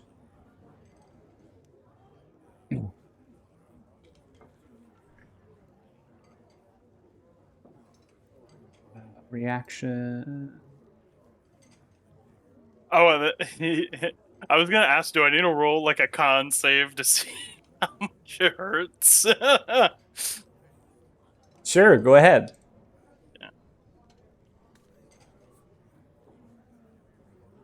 Saves constant. Oh god damn! I took that shit like a champ. 23. You're feeling pretty good. Pretty fucking great. You're like, is it in yet? Oh my god. You fucking bastard. Is it? No, so it's gentle. It's nice. It's a little pleasant. Just a slight buzzing and maybe a tinge of pain every so often, but you're bearing it very, very well, which is excellent. This is a very expensive tattoo. I think it's 50,000 gold pieces is what this would cost if you went to a shop and got it done. So, Damn. yeah. So I'm not going to put. I'm just going to have the passive effect for the resistance in there, and then it is a reactionary 1 out of 1. And then when you do that, we'll just manually do the immunity and the health regen because it's a little complicated to have. So two. when I use it as a reaction, I just don't take damage and I regain. You Oh, okay, regain half of what it was dealt, so you get to heal that's off of it. sick. Yeah, it's very powerful, and that's why I did want to have a separation between the absorption enchantment and this because they're very much two separate things. Like, okay, so that's going to take an hour of time there. So I'm just going to advance the time clock just a little bit to get us in mind, and then the rest of you are heading back to Fate Haven. Is that what I heard? Tomorrow, because I can't Tomorrow. cast. I can't cast teleportation circle Okay. today. So what is everyone doing the rest of this time? Is just resting, relaxing? Yeah, I was gonna rest. Okay. I was just gonna study. I was gonna do my spellbook stuff, which I think Okay. for the rest of this day I would actually get telepathic bond because I'd already done some hours before this. Yeah, so just keep track manually of that for yourself. I'm not going to tax you with that, Peyton. I think you can manage that. Yeah. And just be mindful of the reagents for that. Yeah, I'd already paid them, so Yeah, so I no paid worries them there. when I got it. When you are sitting down here and you're eating, perhaps maybe going to find a place to rest in the courtyard, or perhaps make a small encampment just outside of this area in the wood line, lies due west before reaching up into the mountains. There is going to be a character that walks into this place and sees you at the table.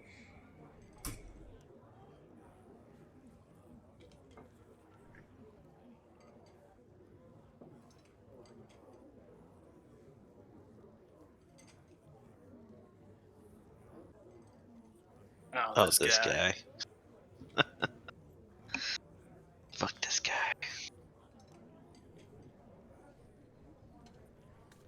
They see you at the table. We have experience with this character. We know who this is. And there is a mutual agreement and understanding that you had come to with this character. This character, in terms of their name, they did provide. They are First Master Brennan Tylus. Now, this is their mission, not to get in their way. And that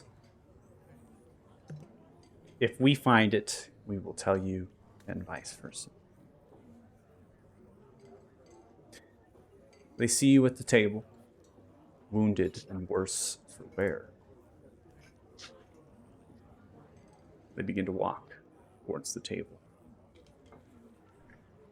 They stand, looking left to right. I do want to make a note, the server has come by and taken your orders at this point. I just didn't have that kind of a point to break your conversation, but they did come by and, serve you drinks and food if you would like. They stare from left to right. Tug, ferociously eating their food. Sitting in no chair. They're just sitting on the ground right now, the floor, and still at the table level, just grabbing bits of food, drinking it.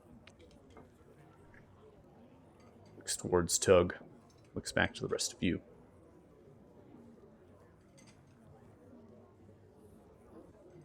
Did you spill blood recently?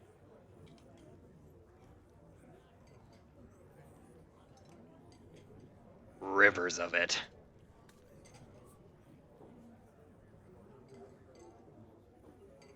Who did you kill?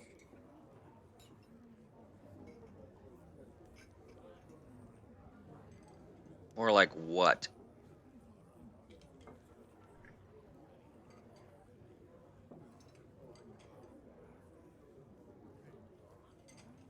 Is Varys still with us, or did he leave? I just assume that I'm not taking part of this conversation since I'm working on my spell book. So I don't know if I'm like exactly here. Yeah, Or you're if there I'm, working like- on your spell book. I mean, just, you're at the table, writing stuff in, working on things. I'm Still- so you're still distracted present. that I'm not. Yeah. I'm not answering. That's fine. I smell the blood. Stench lingers. You have come across something. We had a mutual agreement. You have the blood of Ulfarim on you. I think at this moment, Varys will close the spell book and be like, yes, we came across the Alpha, but had no way to contact you as we were in a fight for our lives. But it was slain. And we were going to contact you at our nearest convenience, but we really got fucked up, so...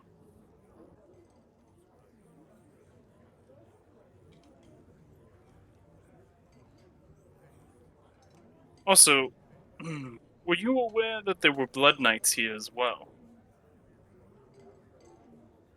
Where have you heard that name? From the Tinkerer themselves.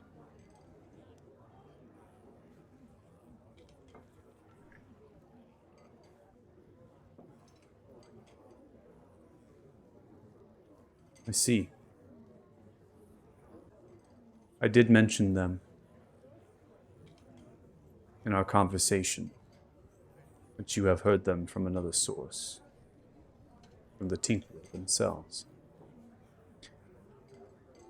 We hunt them as well. There was two of them that we had slain as well. They were underneath the temple of the Alpha? In Temple a is lower part under. of the temple? Temple is underwear. Yeah, sorry. I'm a bit jumbled. The temple is underneath the Windy Tower. If you go into the Windy Tower, there's a bathroom that has a mechanism that leads you down there. We will find it. But they and the Alpha was slain, and the Tinkerer taunted us. Then you are the focal point. The Tinkerer is very powerful. They are one step ahead of the Velkin. They have been for a long time. Their return has brought wakes with it. We are cleaning up that mess. The Alpha has been slain. We will investigate that and the bodies of the Blood Knights if they remain. But I am sure you have come to your own conclusions. You have proved strong.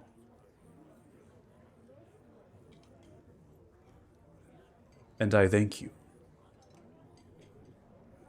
I appreciate that. Also, I know. Have you ever had combat with a Blood Knight? I have. I have slain 6 of them myself. Is it normal for them to use recordings of loved ones to try to throw you off?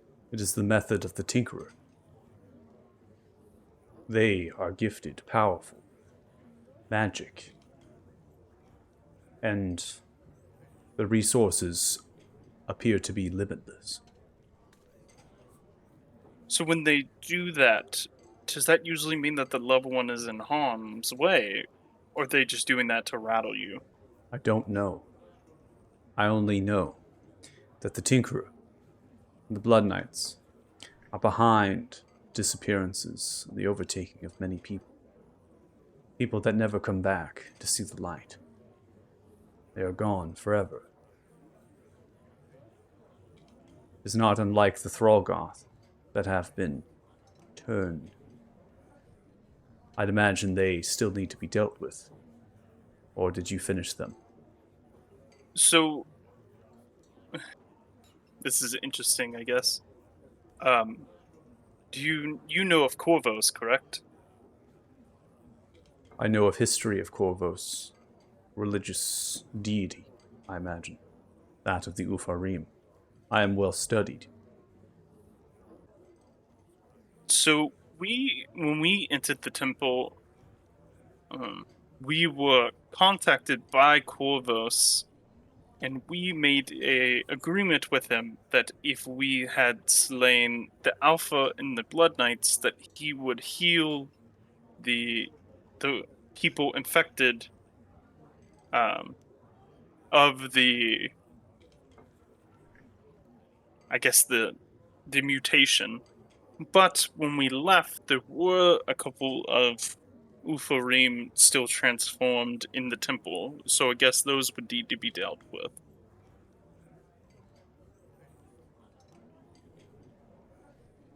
The eyes shift from left to right. The eyes lock with you, staring at you. We will deal with them.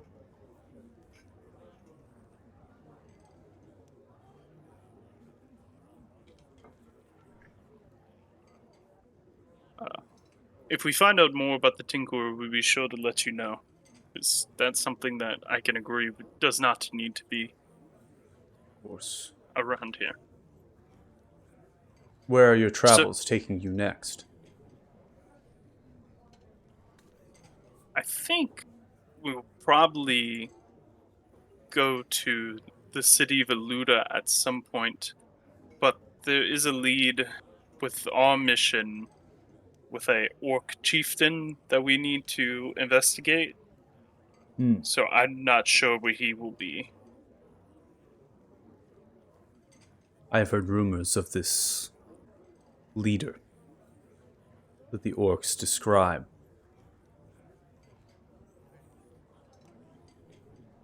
We do not dabble in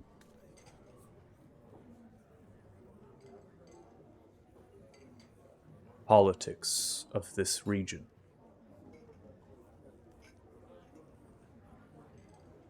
You make your way to Aluda. You must keep yourself safe. I would suggest disguising, the very least, with physical disguise. Or magical if you can do that. And it's in your repertoire. Tinkerer's eyes are throughout the whole city.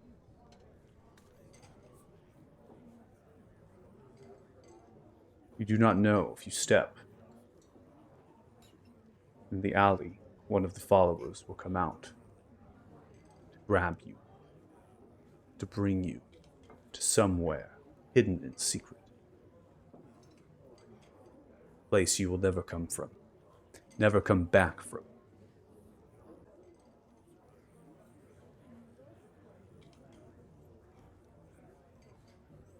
Well, thank you for the advice. You're welcome. The gates of the city are locked, guarded by Clan Gilgal. They only allow those that are permitted entry. You will need the proper paperwork, either that of the Lohik or another regiment of their kind, someone with leadership. That will get you through the gates at the least, which are up from the ramparts. There's only 3 that exist in Aluda to get to the plateau. It is a fortified, defensible city. There is no scaling those walls. Not before you are struck by a volley of bolts. That is to be avoided. I'd imagine so. If you are in need of aid to coordinate efforts to penetrate the city and continue your investigations, after we are finished here, we are headed back to my hideout.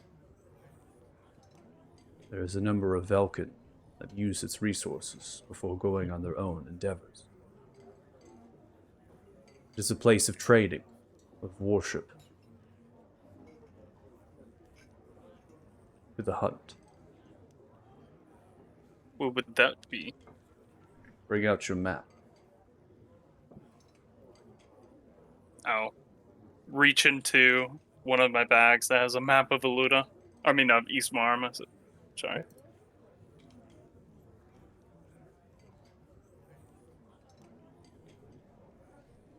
The northern foothills of Ismar, known to the kind as High Ulrich. The natives here, the orcs, and the Grey Bear tribe, they have their own names for this land, but they have lived in it longer than we have. The centaurs that roam the Baleford Plains as well have their own names. It's important that the foothills cling high, such as that of mountains that rival the lands. They are defensible, the orcs of this leader. Their clans exist within them, and they are fluid, often moving, living nomadically, using large wolves and other creatures of that kind, such as wargs, to ride, to hunt. There are bears, greater, the size of mammoths, and there are mammoths as well in the forest and the hills. It is why the dwarfs in their Hinhurwick, that they were given such great place by the Talthars to seat, that only in exchange that they have to send their soldiers to defend settlements and villages of this land. For that task alone is great.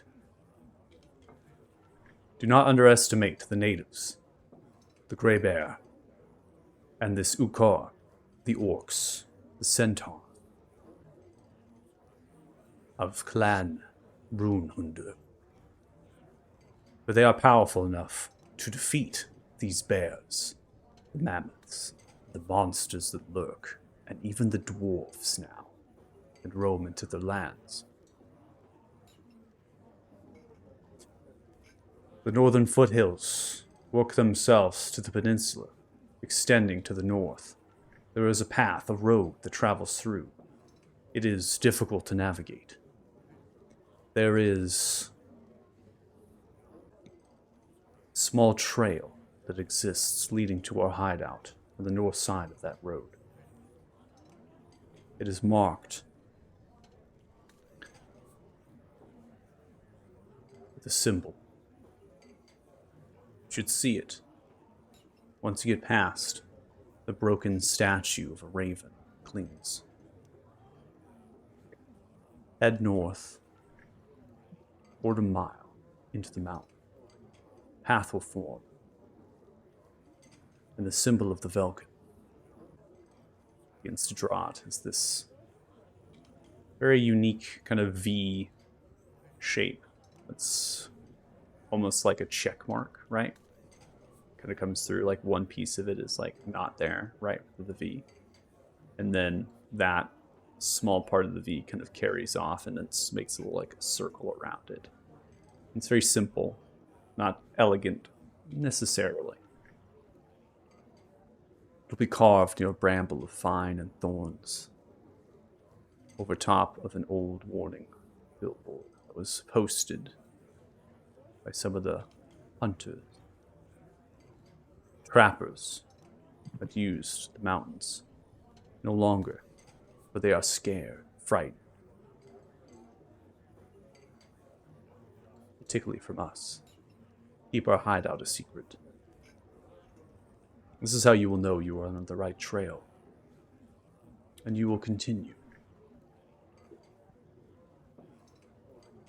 We will find you then. And we will make way to meet you, to escort you to the hideout.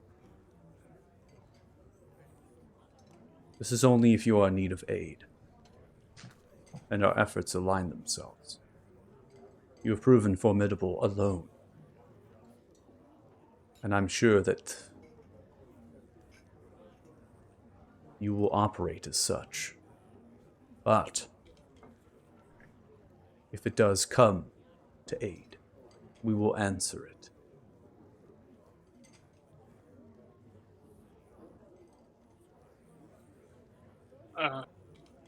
Just a question. If we decide to go after the Tinkerer, could we come and meet you at your hideout and have you work with us, or do y'all prefer to work alone? We do not operate in politics. We hunt monsters. Not monsters that exist, but monsters that do evil. They harm society, plague them, ruin them.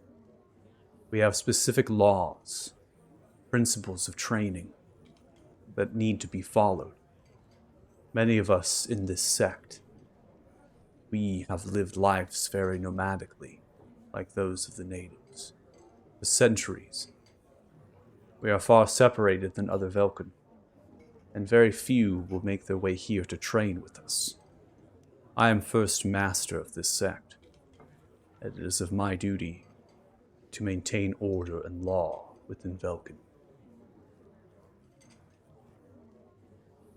I speak of efforts to break into the city. If you find difficulty, we may be of aid to get you in, but I will not be able to get you out.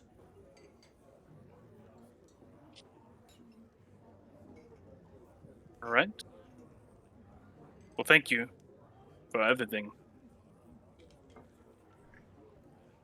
There is nothing to thank. Our goals and ambitions are like-minded.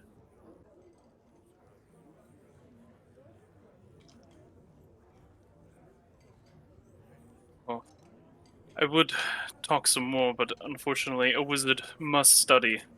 So, you have yourself a good day. I understand. Farewell. They walk away. Parting from the entrance of the alehouse, they disperse.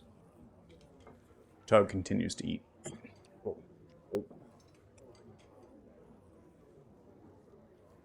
Well, Owen, I will see if your sister is safe or not, but I'm sorry that wasn't more reassuring.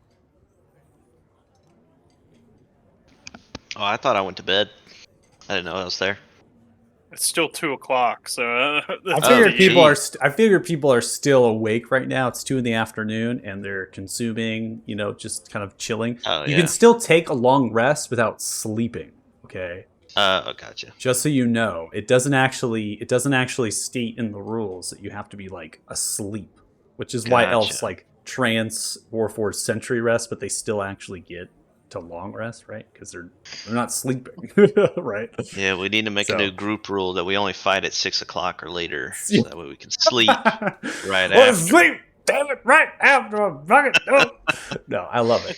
At this point, right, you're finishing your food, right, Varys. You're continuing your notes. You can simply stay here at the table, right? It's just going to get less and less people in the ale house. It's also a significantly large place. You're able to make a small camp on the west side of the ale house, which is a little bit of like a fairgrounds environment. There's openings of grounds. There's many different tents here and carts that are kind of holding themselves through.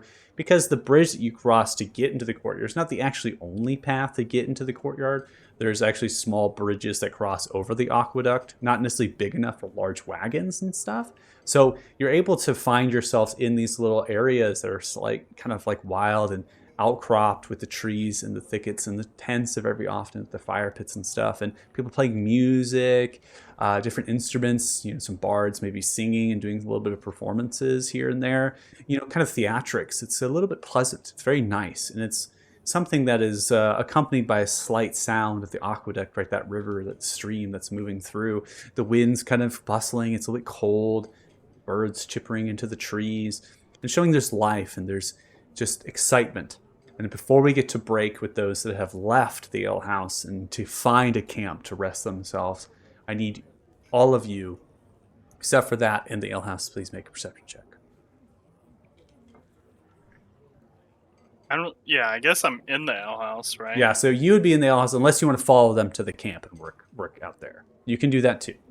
So if you want to follow them, if you want to follow them and do your I notes. be where everyone else Yeah. is. So you fall into the camp to continue your notes that you're making. Sure, go ahead and make a perception check. Also, whose dice was the green one? The green one, that looks fucking dope. That's That's me, the- baby. Dude, that Yeah. looks so cool, dude. All right. So we get our perception checks, and not much is needed here. You notice that the crowd, after you depart, leaving for your tent, you begin to set it up, probably for like maybe 20 minutes or so as you're setting up your tent and stuff. Some of the people are starting to like linger and like look in the direction of east. And they're kind of looking through the trees, because you have to look through the vegetation of the trees. Some people are walking out into these outer areas that are open. And they're kind of murmuring and speaking to themselves. Then you kind of follow suit. And you see that there is a large object that's flying in the sky, roughly 600 feet. Very far away. It's at least 60 miles to the south, but it's large enough to spot in the air. There's a reddish tinge to it. Yeah, I was going to use the dragon helm, but I think we know what that is. It's flying south to north across Ismar. Where's that asshole heading? It's flying so south to north. So that would be over Eastmar to Luda's the only big city. Right? Correct. Yeah, but I mean there's no telling where he's going, I feel like. Which dragon was it that destroyed? Baldur? Yeah. That was the red dragon, right? It was multiple dragons. It wasn't Oh, just the red multiples. dragon. There was the particular, right, in terms of stories, I think now as well, would definitely be able to pass word to understand. There was a green dragon, a red dragon, and a gold dragon. The three big ones. So Which we're we not haven't, gonna. Go ahead. we haven't heard anything about the green one at all, right? Not necessarily. I think compared to the others, you haven't heard a lot of things. Yeah. So I think that's fair. Maybe we'll say it's fair. Where the fuck is he go? All right. With that, we're gonna go ahead and take a break. So, for watching the stream, thanks so much. Really appreciate it. We're gonna take a 10-minute break or so. So we'll come back at about 1:33 p.m. PDT. And thanks for so much for sticking around as you started late, and then we went through a lot of lore questions, Q&A, and now we're getting into some role play and some other things. So definitely a very chill, slow progressing story because we do not want to forward ourselves too much into the next chapter of our story when our party members are not here. So and hopefully you check us out when we come back from the break. Really appreciate it. So see you in a bit. Bye. Bye.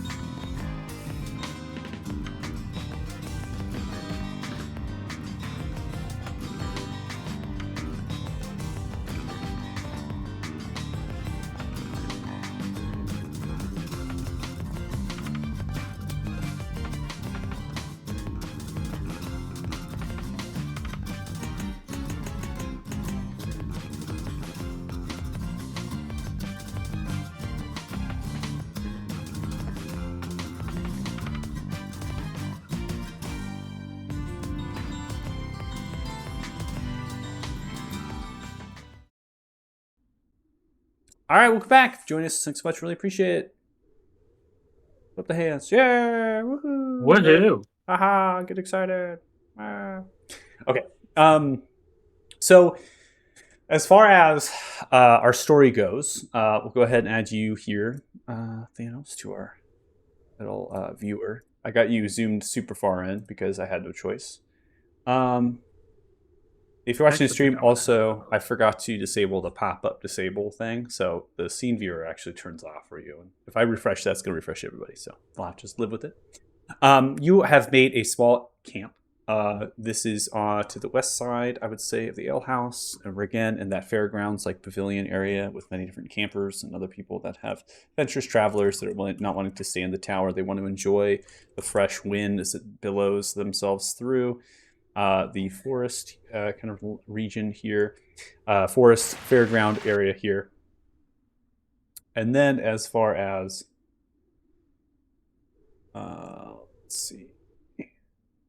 As far as the site, you have just saw, and many of the crowd has saw, what resembles a large object flying over the region. It is a reddish tinge. It's high up in how many hundreds of feet. It is dozens and dozens and dozens of miles away from you due south, and it's clinging to the lower cloud layer very intentionally, not to fly in the clouds, but underneath them so you can see it.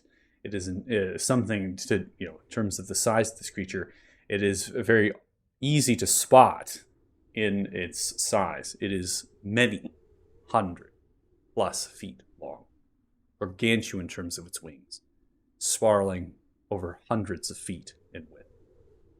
And it's flying, pressing north. And as it presses north, this is difficult to know where it's really going, right? Because it's such a it's so many miles away. It's just this small thing that's just kind of moving, right, as it goes. And so you're just kind of watching, and the murmurs and the whispers of the crowd are just kind of like, grabbing themselves a little bit, and they're looking up, and they're, taking it aback, and then they're kind of going back to their normal routine, right? They're getting themselves back to a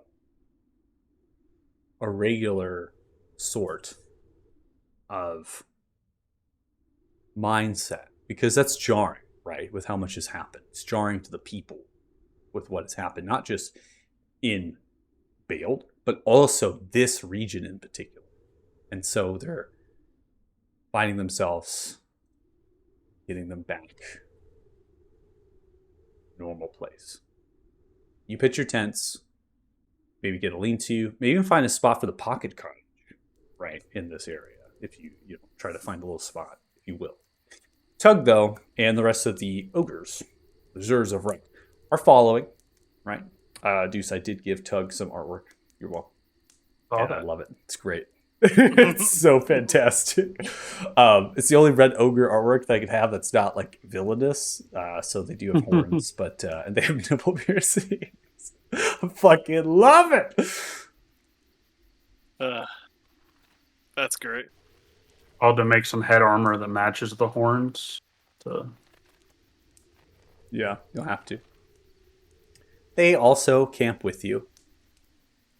They find themselves together, grouped, making a little fire ring, lighting a fresh fire for themselves, cheering from the ale flagons and the barrels that they took from the ale house to drink throughout the rest of the afternoon. And they know they can get a warm meal from inside the ale house. They're in their most pleasant form. The people here also don't remark them as somebody that they would be, a monster, and they actually look towards them, and they look towards them as a normal humanoid. They don't see them as evil, which strikes all of you as what would be a monster to these people, if not an ogre. Holy shit. Thanos. Thanos, yeah. It's so nice to be in the liberal West. Except we're in the East. Or in the East, yeah. Look, my brain! Ha ha! The liberal East. Okay. So, without further ado, we're going to advance the time clock unless anybody wishes to do something. I'm going to pull Erwin aside real quick. to talk to him. It can happen later though if you're advancing the time clock, unless it's to the next day. But I'm gonna probably like pull him into my, or not pull him into my room, but ask him to join me while I'm studying. I'll Well, I'll go do that, but first, I'm guessing we're in the pocket cottage then. we could Yes. we could be in the pocket cottage. Let's turn the ambiance here so there's no wind. Yeah. Yeah. I would first go to Thanos' room Why Thanos? and I'd knock on the door. I'm gonna answer very surprised that anyone bothered me. Thanos, I remember you grunted your displeasures with the cottage, reusing bodily fluids for food. And I pull out 3 different sacks and I put it on his bed. I got you some apples, some lemons, and some carrots. Oh, natural food. You have a good night. I appreciate you. I think you just You're became my welcome. second favorite party member. And I'll walk out. I'll head to Ferris. Yeah, I guess I would have. So just funny moment. I'll open my door, see Erwin walking from Thanos' room. Are you doing something right now? No. Can you come inside, please? Sure. I have to talk to you about something. I'll close the door. So, I don't know. I've been wanting to say something to somebody, but I don't know what to say. But You got the clap. It was No. Baxter, wasn't it? no. God damn. Magical protection and all that. Shield spells and stuff. Anyway, see, did you hear the stuff with Maldor and how he wants to cut off all deity influence to this plane? I was He was- there, but He was agreeing with Corvus. that is something I don't think one mortal man could handle alone, so it didn't strike me as pressing. I was just wondering how you feel to be traveling with someone that is pretty against what you would want, right? Like, you want Saloon's influence on this plane, right? Yes, but there can't be good without evil. I know that. I would like to cleanse it, of course, but where one would lose its throne, one would be soon something worse could take it. Yeah, I think I'm of a similar thought. I just don't think Maldor, and maybe I'm wrong, I don't think Maldor quite is thinking all the steps through of what banishing any divine influences would do to the material plane. Like, I don't know what happened with him and how and why he's here.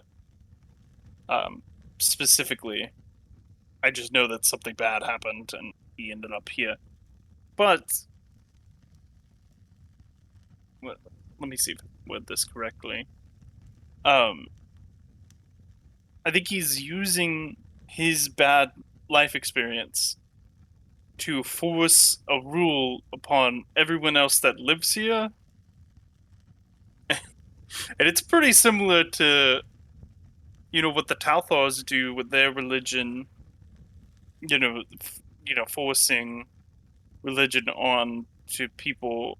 I don't know. I don't know if I'm saying this correctly, but I just don't think it's a great idea. I guess is what I'm getting at. No, I agree with you. I don't think it is. Also, and you tell me if this is super egotistical and a terrible thing to think, but we have come in contact with a lot of powerful wizards through our travels. And I will say, as of late, I've been constantly thinking about what it's like to be more powerful. I have to learn more. I have to learn faster. And I feel like I'm going towards the path of wanting to be the most powerful wizard. And I don't know if that's a terrible thing to think or if the ambition is a good thing. Well, it's not a bad thing to want to be the most powerful, but it comes at a cost. You will strike fear into those you wish not to. You will gain responsibility. People will think you owe them just because you're the most powerful. You're the only person that could fix this situation. You'll no longer be Varys, if that makes sense. You will no longer be the king of your people. You will be much more than that. I already think the Varys that originally traveled to Etheria months ago no longer exists anyway. The reason why I asked is because I sometimes wonder if being one of the most powerful wizards in the land is what it takes to accomplish our goal. I mean, when I saw my father, I hadn't quite realized how much I'd grown, and he was like, when he told me I was far and away more powerful than him, it hadn't clicked yet for me that I was growing at such a rapid pace.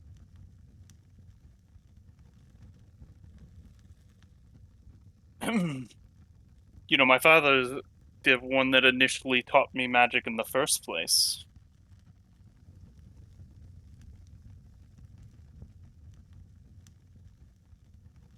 That is a good perspective to think about. Power changes people.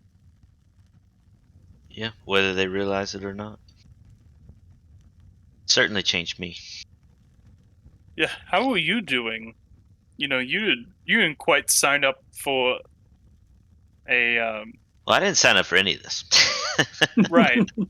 And even then, you just came to meet these heroes of Fort Farron in a marsh and got dragged into a dragon fight, and then Well, yeah, dragged into even bigger plans. The plan was just to get rid of the undead, and now we're on a quest to basically destroy the Damodar. That's how I see it. Which will do the most good for the most people, in my mind. I mean, he killed Baldur like it was nothing.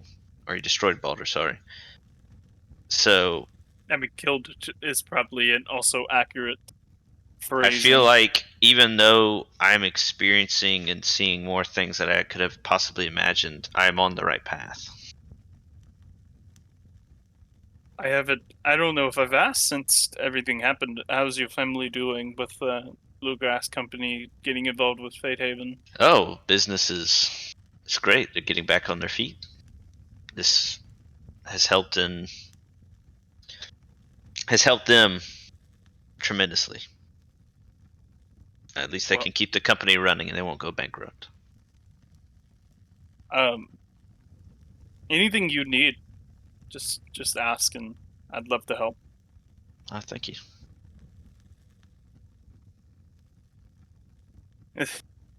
What's funny is that being a wizard requires having a lot of alone time. But generally, honestly, I like to talk to people. So it's kind of hard to be like, I'm sorry, I need to study now. Every time, you get downtime on these adventures, but I really do need to study. But that scrying spell should be finished probably by tomorrow, and we can see what your sister's up to. Well, make sure you get some rest. And I kept this for myself, and I pull out my last apple and then toss it to him. A good snack to study with. Thank you. You want some acorns? No, those are poisonous. Ah, that is true. I need to go throw these away. All right, see you. There.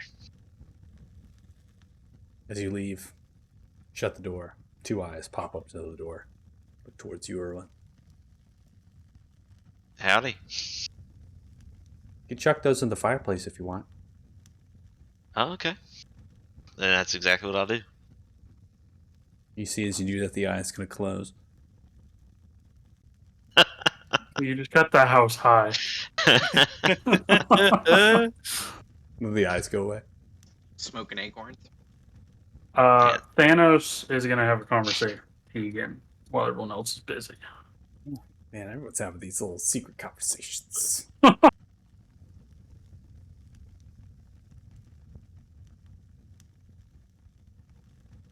I'm just gonna knock on. Let's do the door. Yeah. Hold on, let me get the knock sound. Actually, to be fair, would Thanos knock on the door when he owns the pocket cottage? I feel like Thanos would just open. It's too late. You already knocked. You heard it. Brendan even there. Walks in on Tegan half naked licking his drums. Do you open the door? You hear a knock on the door. Hello? Let me in. Open the fucking door. He's a vampire. You have to let him. That would be some shit if Thanos turned into a vampire. That would be a whole nother arc that we would not be ready to deal with. But if anyone was a vampire, it would be you. Yes, 100%. I would have to have a ring to allow me to walk in the sunlight, all the fun stuff. Yeah, I'm gonna open the door and go into Tegan's room. Okay. What's up, bud?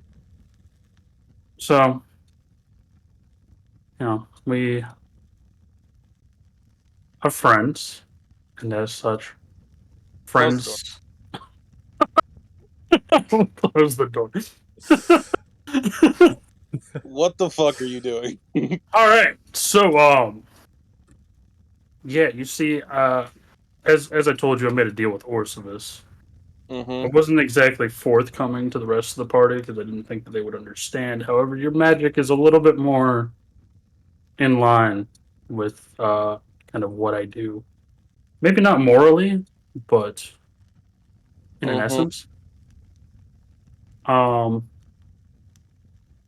So yeah, what I need from you is if you see me do some really weird shit in the middle of combat, like all of a sudden charm somebody, you can get the rest of the party to stop attacking them. That would be fantastic. It's a little bit less concerning when it comes from you.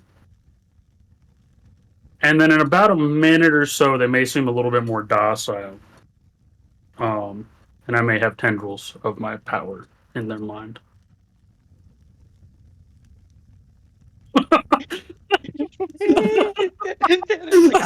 I will be inside them. No big deal. I feel like that's exactly how Thanos would word it, especially speaking to Tegan, because, So, by tendrils, you mean metaphorical or like you have tentacles?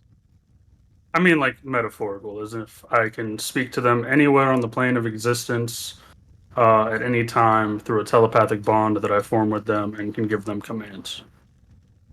They are more or less free, however, I have some influence on what they do. More or less. Okay. Yeah, like, they're not gonna go, like, jump off a cliff because I told them to. Right. Well, Master Torvin might, but that's a whole nother conversation. See, when I make people do more or less what I want them to do, it's so they stand still so one of you psychopaths can kill them. So, So in the 90 days, go ahead. What's 90 days?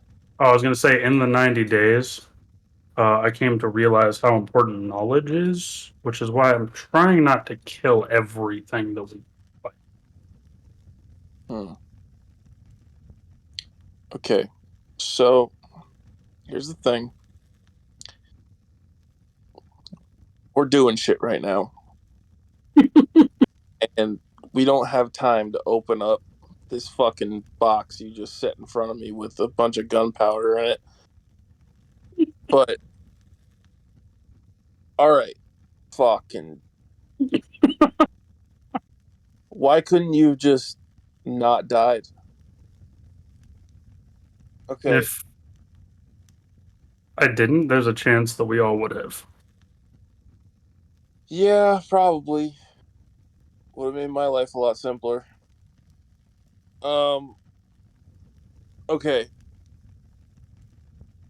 I'm not expecting an explanation right now, but I'm owed one in the future.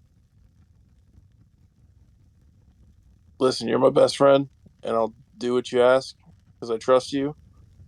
But when we're done with all this finding the king bullshit, and when we get a little bit of time, you gotta really fucking explain this shit to me because I need to understand.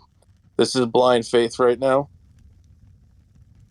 and I'm gonna need more in the future. But honestly, right now in this moment as well, I need to sleep. I'm dying inside. You get your rest, and I appreciate your faith. And just know I will not ever use my power on anybody in the party, so you don't have to worry about that. Thought that was unspoken, but glad you put it into words. All right, man. I'll talk to you in the morning. But yeah, I'll do what I can. I appreciate that, and I will leave the room. Okay. I think Tegan will just sit there, like sitting on his bed, staring at the wall for a second. What the Thanos fuck? goes, in every way but physically, I am a mind flayer. I am a mind Pretty flayer. fucking much. Yeah. Okay. With that done, is anybody else doing anything for the long rest? Nope. No. Okay. I'm gonna go ahead and I'll turn the scene actors off there, and then I'm gonna prompt for the long rest here. I think that there is a way that I can do this. I was trying to set this up that it would be kind of automated, but it looks like it's going to take a little bit more work.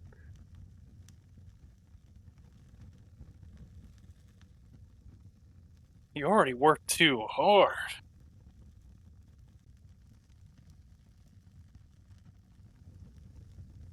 Yay, I get my stuff.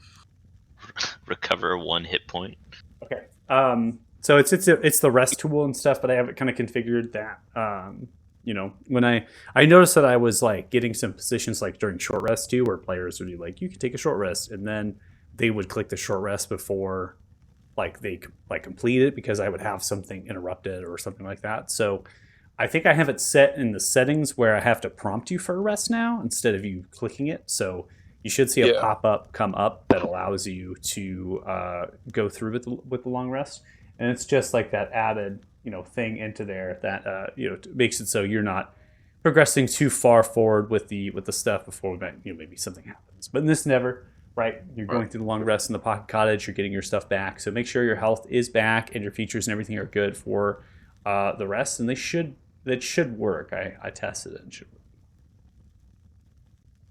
We're back, baby. I think all my stuff's back. Okay. Oh no, yeah. So with that rest done, it also advanced the time clock, which is super cool. So I don't have to automatically do it anymore. So push the 8 hours onto it automatically. You all find yourselves here in the Pocket Cottage still, arising. It is late outside. The moon shines through some of the clouds, and the other moon kind of comes through as well, because this particular day, each of them have little tiny crescent shapes in the air. And that gives through some of the overcast. For some reason, my staff didn't redo the charges. Because it's not a new day. Oh, okay. Yeah. And then also a second thing, when I leveled up, I should get more prepared spells, but it didn't go up. I should have 16 prepared spells. You but I only manually have 15. you manually have to change that number. Oh, how do I do that? You just go to the bottom of the spellbook page, and you can just change the right-hand number to a larger number. Oh, okay. Yeah, that's not. There's no automation for that or anything. Okay. Do wizards have one more spell? Like, shouldn't all full casters have the same amount of spells? You're talking about prepared spells? No, I mean, I only have access to 15 at this level. No, we don't have the same amount. Interesting. Well, you as a bard you don't prepare spells. You just know spells. So Yeah. that's the difference is that you always have them, and your capacity of spells are always less than a wizard because you have more like features and stuff to your clan. Yeah, do we So- have the same amount of bardic inspirations on? No, I'm kidding. I'm kidding. But no, yeah, because like the sorcerer has like so few spells, like in comparison. Yeah, get, like- that they know. Mm-hmm. Okay. And then the clerics just have access to all of them. Yeah, I just opened my book and it's like, I want that one today. All right, so we're going to transition to the last of our session here into some crafting, into some downtime stuff, because you have 4 days before we go with Boss Cobb. Maybe yet even to get to the the next day here. So we're still in the middle of the night, so I imagine you're going to want to get a sleep in, but there's still time that you can do things for. Or if you're going to get on the road, you can get on the road, so to speak, with the teleportation or however. So let's go around. I know that Tegan, you said you wanted to speak to Captain Morgan. You want to go back to Fate Haven, right? Yeah. So who all is going back to Fate Haven? I think The just purpose is to speak to Captain Morgan. I'm going with him. Okay. yeah, and I'm also going to speak to Marcus. Well, I will also go then. I think it's I need to literally pick- everyone but Thanos. Yeah, Everyone but Thanos. is I need to gonna go pick Fate up Haven. a component for one of my spells anyway, and I don't think the Windy Tower would have 1,000 gold piece spell component. Okay, Thanos, where are you going? I'm just hanging out at the Windy Tower. Yeah, I bet you are. I'm gonna look for a tinkerer at some point for no reason whatsoever. Sure. But A Tinkerer or the Tinkerer? Ooh, hey, Questions there. whichever one comes first. yeah, I mean whichever one finds me first, I suppose. Yeah, I suppose. Okay. So we'll go ahead and start. We'll get ourselves over. Keep us on just conceptual maps here. Get us over to Fate Haven.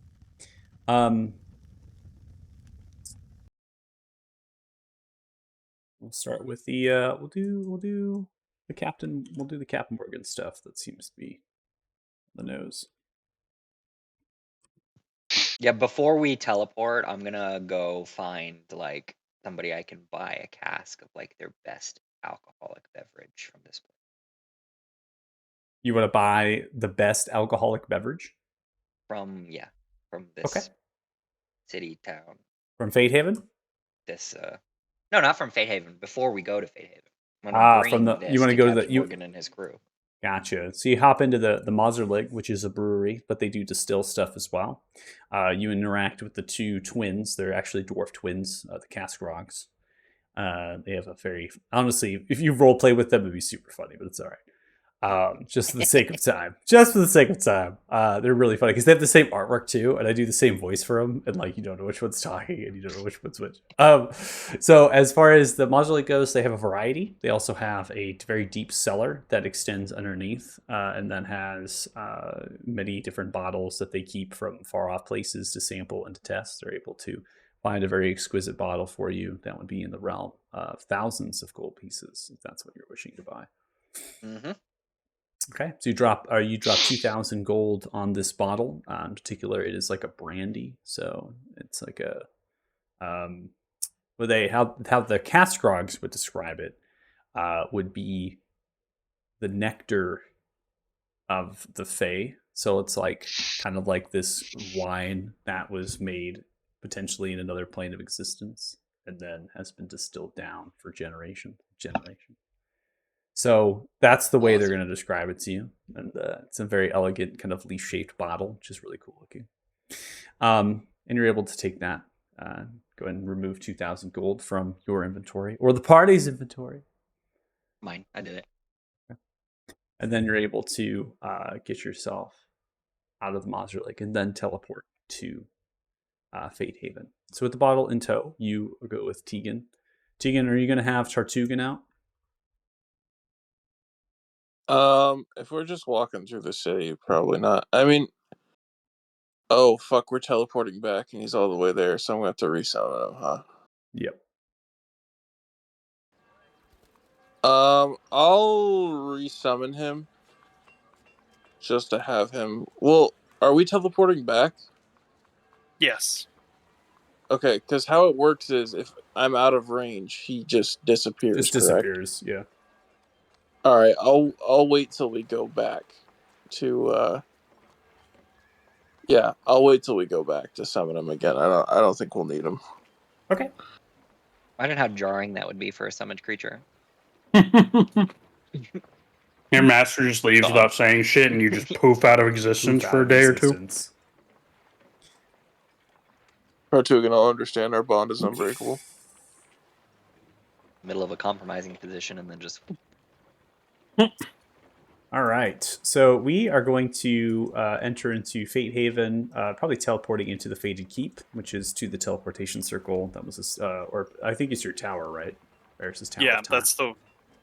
Yeah, so the teleportation circle of Varys Tower of Time. So that's where you are teleporting. Then you're going to be making your way onto the island that holds the Fated Keep and the courtyard.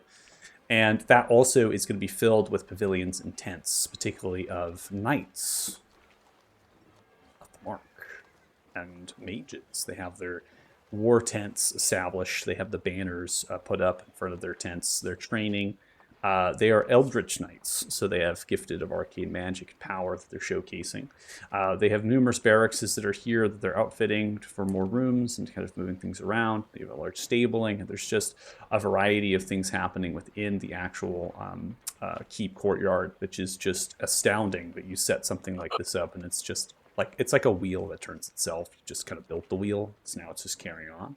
So people have been placed in charge. They're just kind of maintaining order and logistics. The keep as well, having the bastions, the design does have some rooms and outfitting for people that would be maybe higher up in the hierarchy of the Knights of the Mark to be able to be in there, which is the names of which, in terms of that, have been loosely provided because it's kind of something that the Master Lord Stellan Harkin is establishing right at the present moment. So things are still in transition before perhaps characters would come to you for orders, directions, especially because they're going to be doing pretty much their own thing, which is the defense of whatever this garrison that they're making is. Right? You're trying to protect this place, which is why they're here. You head for the harbor. The harbor is small. It is not large because it is made into the river system, right? So it is not something like a grand harbor that's positioned on this immaculate bay. With many different docks and wharfs, that which is a Lathan, right? Showing that really grand dock, and there's actually two of them, two harbors, I should say. This has a few different wharfs that extend, and they're kind of built of that solid slate stone that kind of comes through and reinforced bits with pylons, and then the wooden pylons extend into the river at some distance to accommodate medium-sized ships, and then there is 1 to 2 larger docks that would outfit themselves for larger ships like a brigantine or a galleon size, which are primarily used either by the Golden Hand or by the Bluegrass Company. Your ship would be able to fit into a medium or small size dock. And so you do have many different sorts of warehouses and other structures here along the harbor. one of which is kind of a quarters for the captain, which sits above this little bit of a shack outfit, kind of a 2-story building. It has wooden kind of reinforcements to the roof structure as it fits. It's made of straw thatching and clay slate on the lower level, straw thatching on the top. It has some brick stone here and there with circular cut windows. The wind does move through here. And again, fog-wise, we still have some remnants of this, and that is clinging through even on this harbor. And so they have many different lanterns pitched up, many different pathways marked to be able to navigate through here. And you see the Golden Hand moving around. They don't have particular colorations of clothes at the present moment. They have nothing kind of noting themselves, but they do load into a nearby warehouse to the field house, the quarters that would be remnant. So below on the first floor, what is there? Well, there's kind of a small little restaurant, kind of an eatery, kitchen, right, to feed some of the Golden Hand, play cards, right? It's like a meeting house, if you will, that they've built for them, which is not so dissimilar away from that where Alice Wylan is, which is the Bluegrass Company, because they have an annex here. So the Bluegrass Company, their actual guild house, their company house would be in the Lathan, right? And so this would be an annex, which is a smaller extent of their operation. And it is 2-story as well, and they do have cellars to these structures. And then the large warehouse is rivaling that of roughly 60 or 70 feet, and then the smaller warehouses get about 30 to 40 feet. And it's still being built, right? Because all of this is built in really record timing.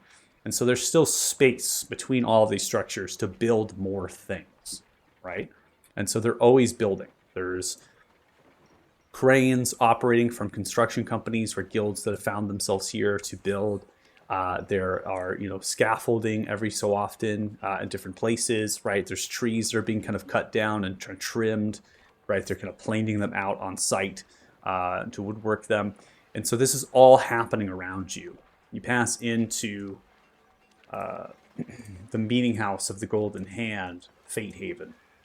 And from there, the sounds of the the city and the sounds of the harbor and the boats kind of begin to dwindle. And you're brought into a small crowd of like a tavern, if you will, with the many different rectangular tables that are kind of broken off, different fights and different conflicts that have happened in the very short time here. They have wooden benches, some of which are reinforced with these metal brackets, brace against some of the weight. The tiling of the floor, rugged stone that has been scratched and fetched from river rock that they've kind of honed and formed into mosaic patterns in terms of the tiles. Staircase sits right from the front entry, which has a few different closets and wardrobes and pegs to hold things. There's a scant artwork here, some of which seems very prized. It has like golden trim and edging.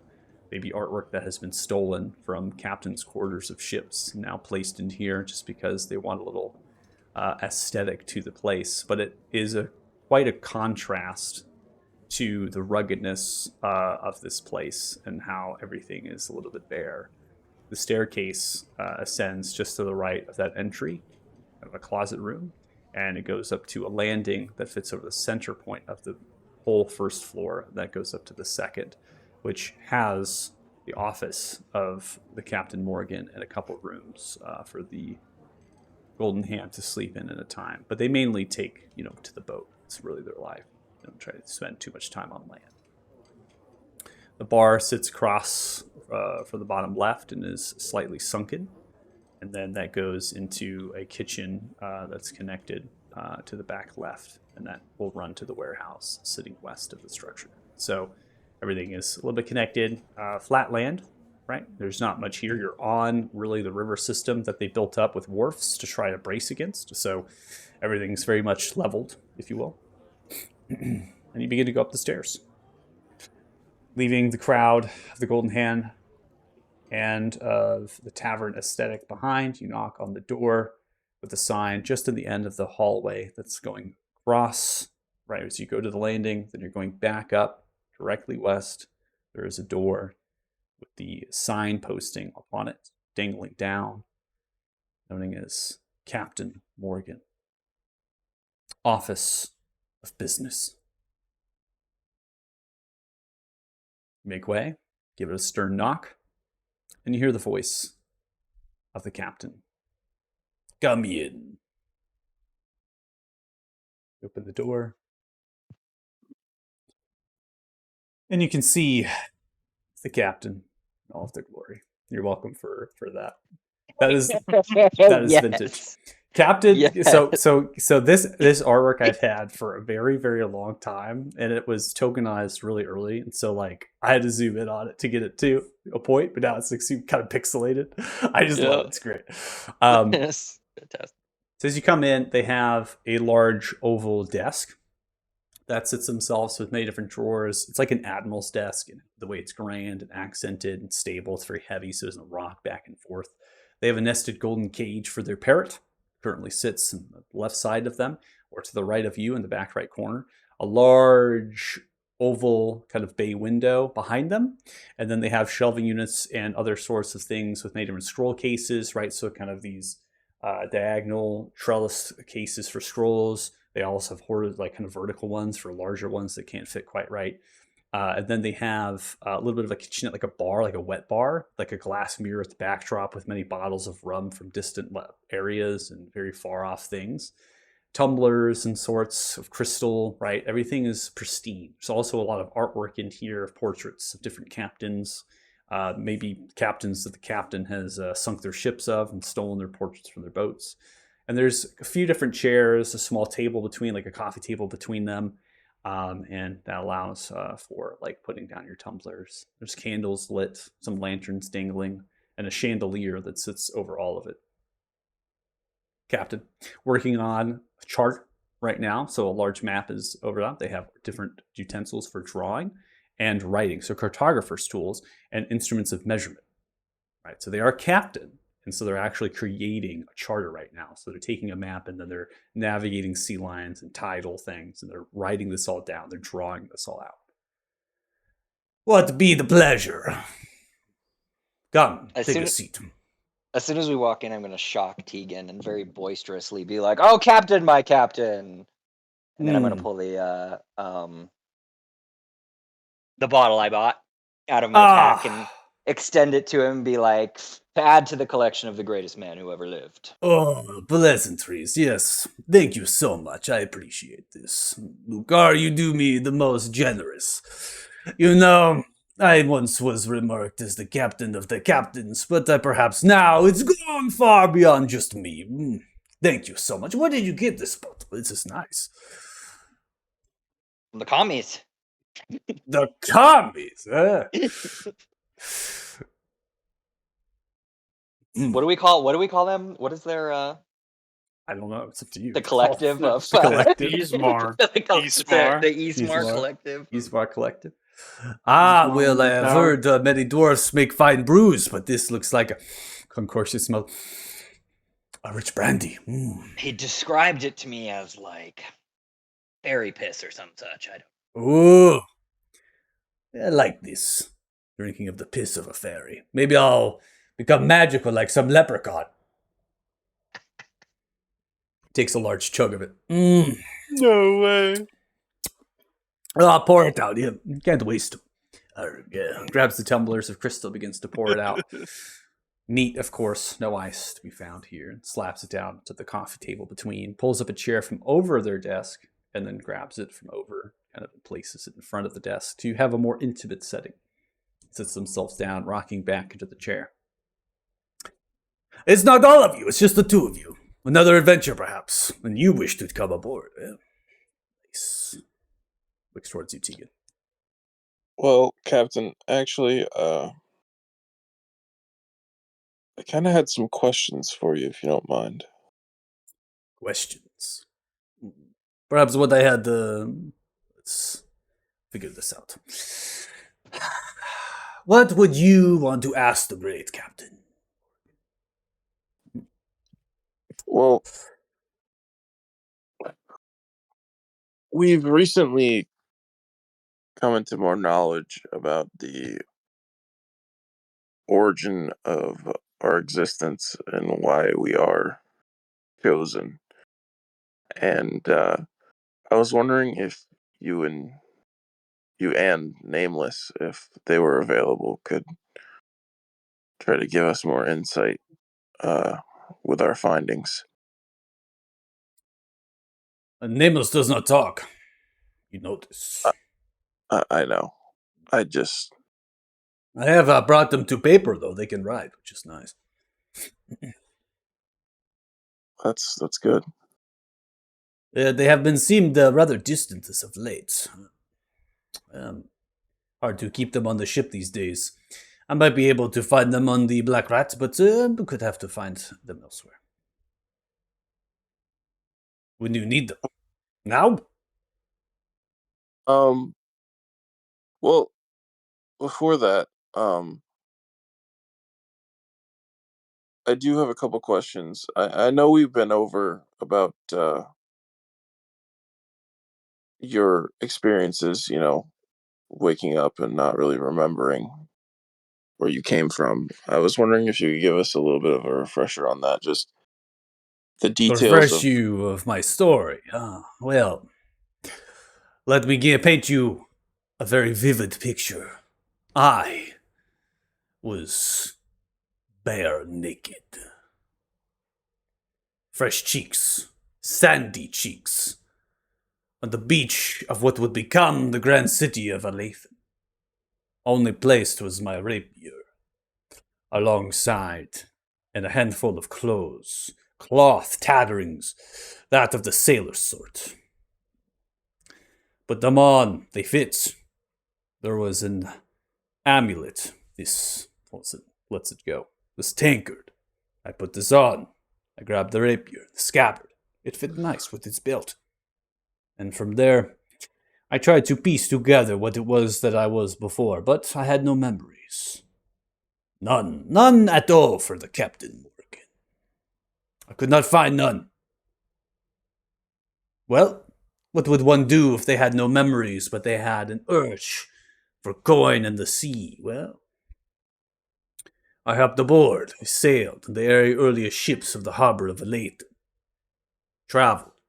Eventually found my way to the Golden Hand after we were waylaid and attacked. And somehow to this captain of said ship. I had premonitions. Let me demonstrate.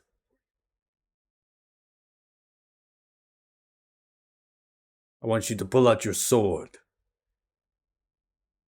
Take a swing at me.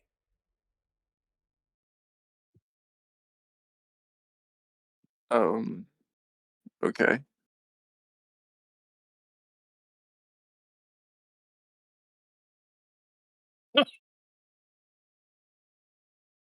Pull out your sword.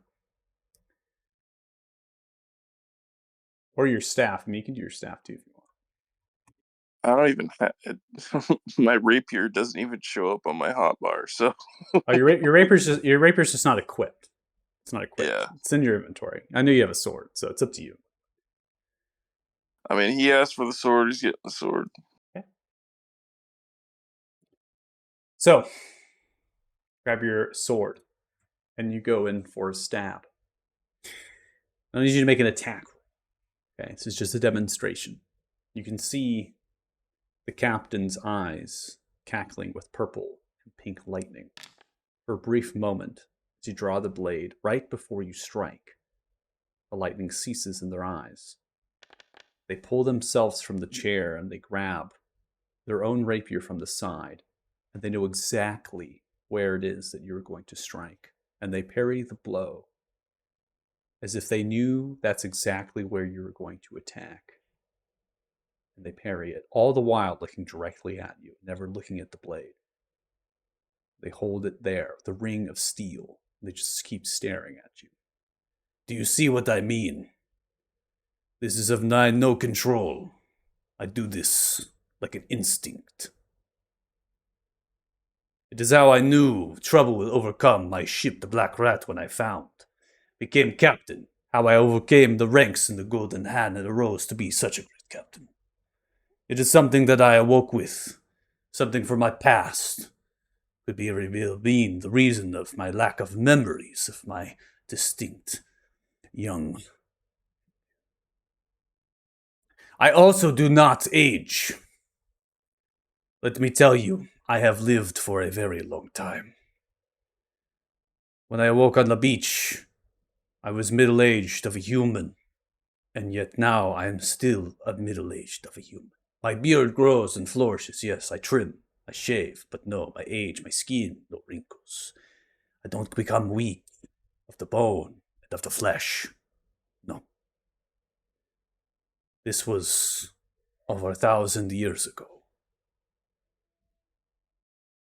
1,000 years ago. Yes, my lad. It is. And I share this with you now for what you have done for the Golden Hand and for me. This is a home now, and I right to make it so.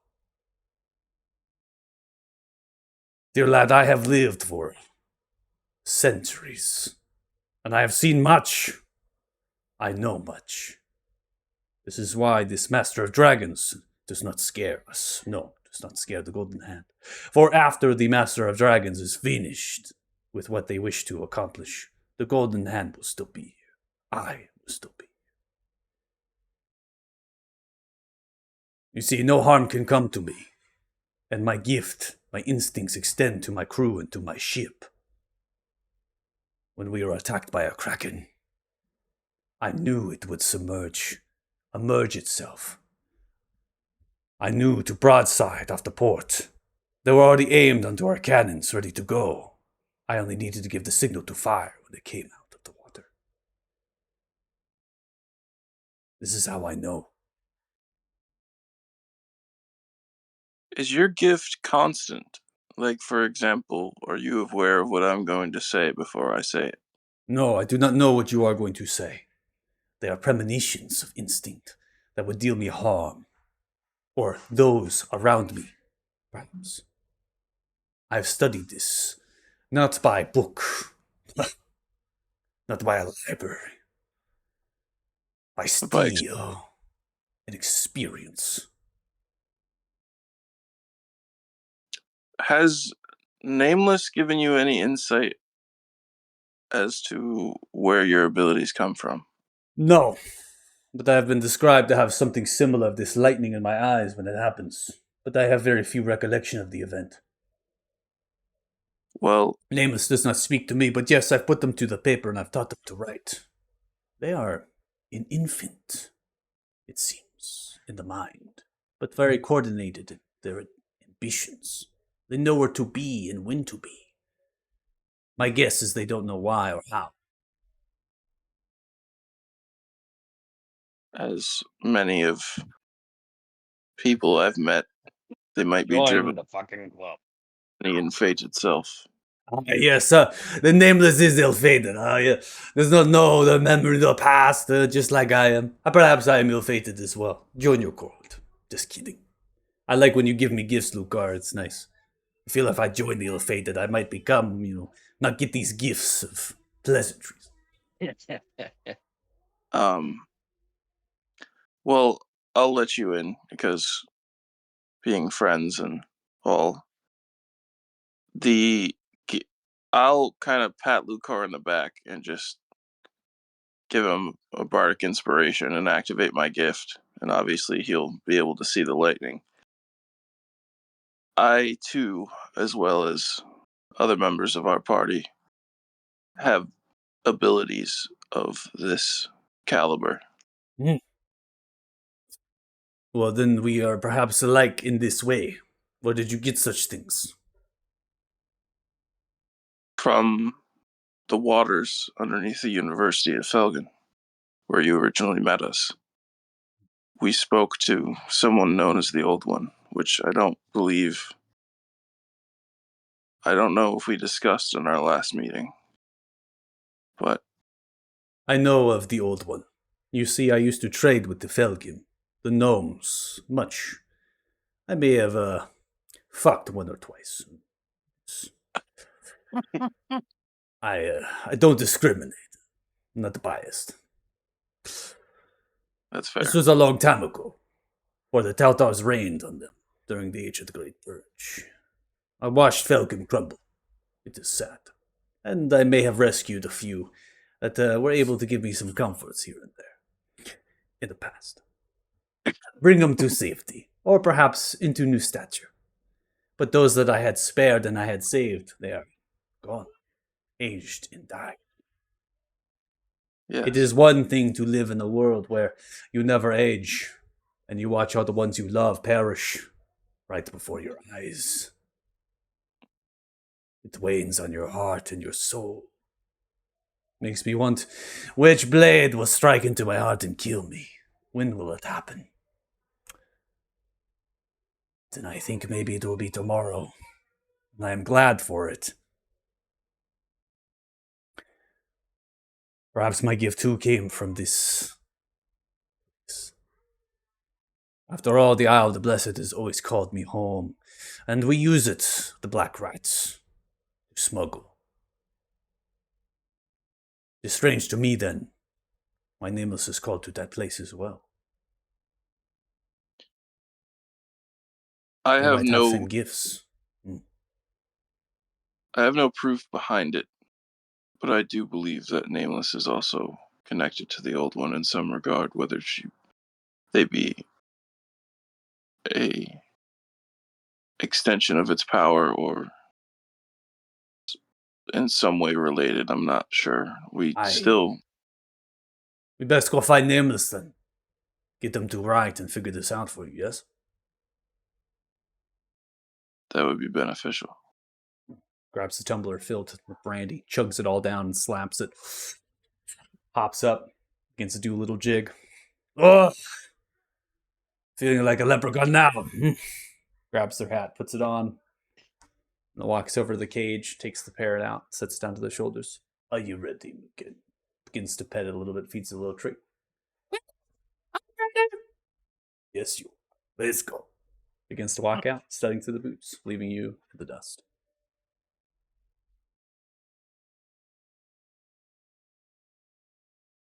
You follow? Yeah, of course. Okay. All right. We're going to go ahead and pause that. We're going to shift over. Okay. So, Varys, you're just doing studies and stuff, right? Yeah, I was also gonna ask Bruga if they could, like, either tell me where to buy one or if she could sell me a scrying mirror. Ah, yes. Well, Bruga has one.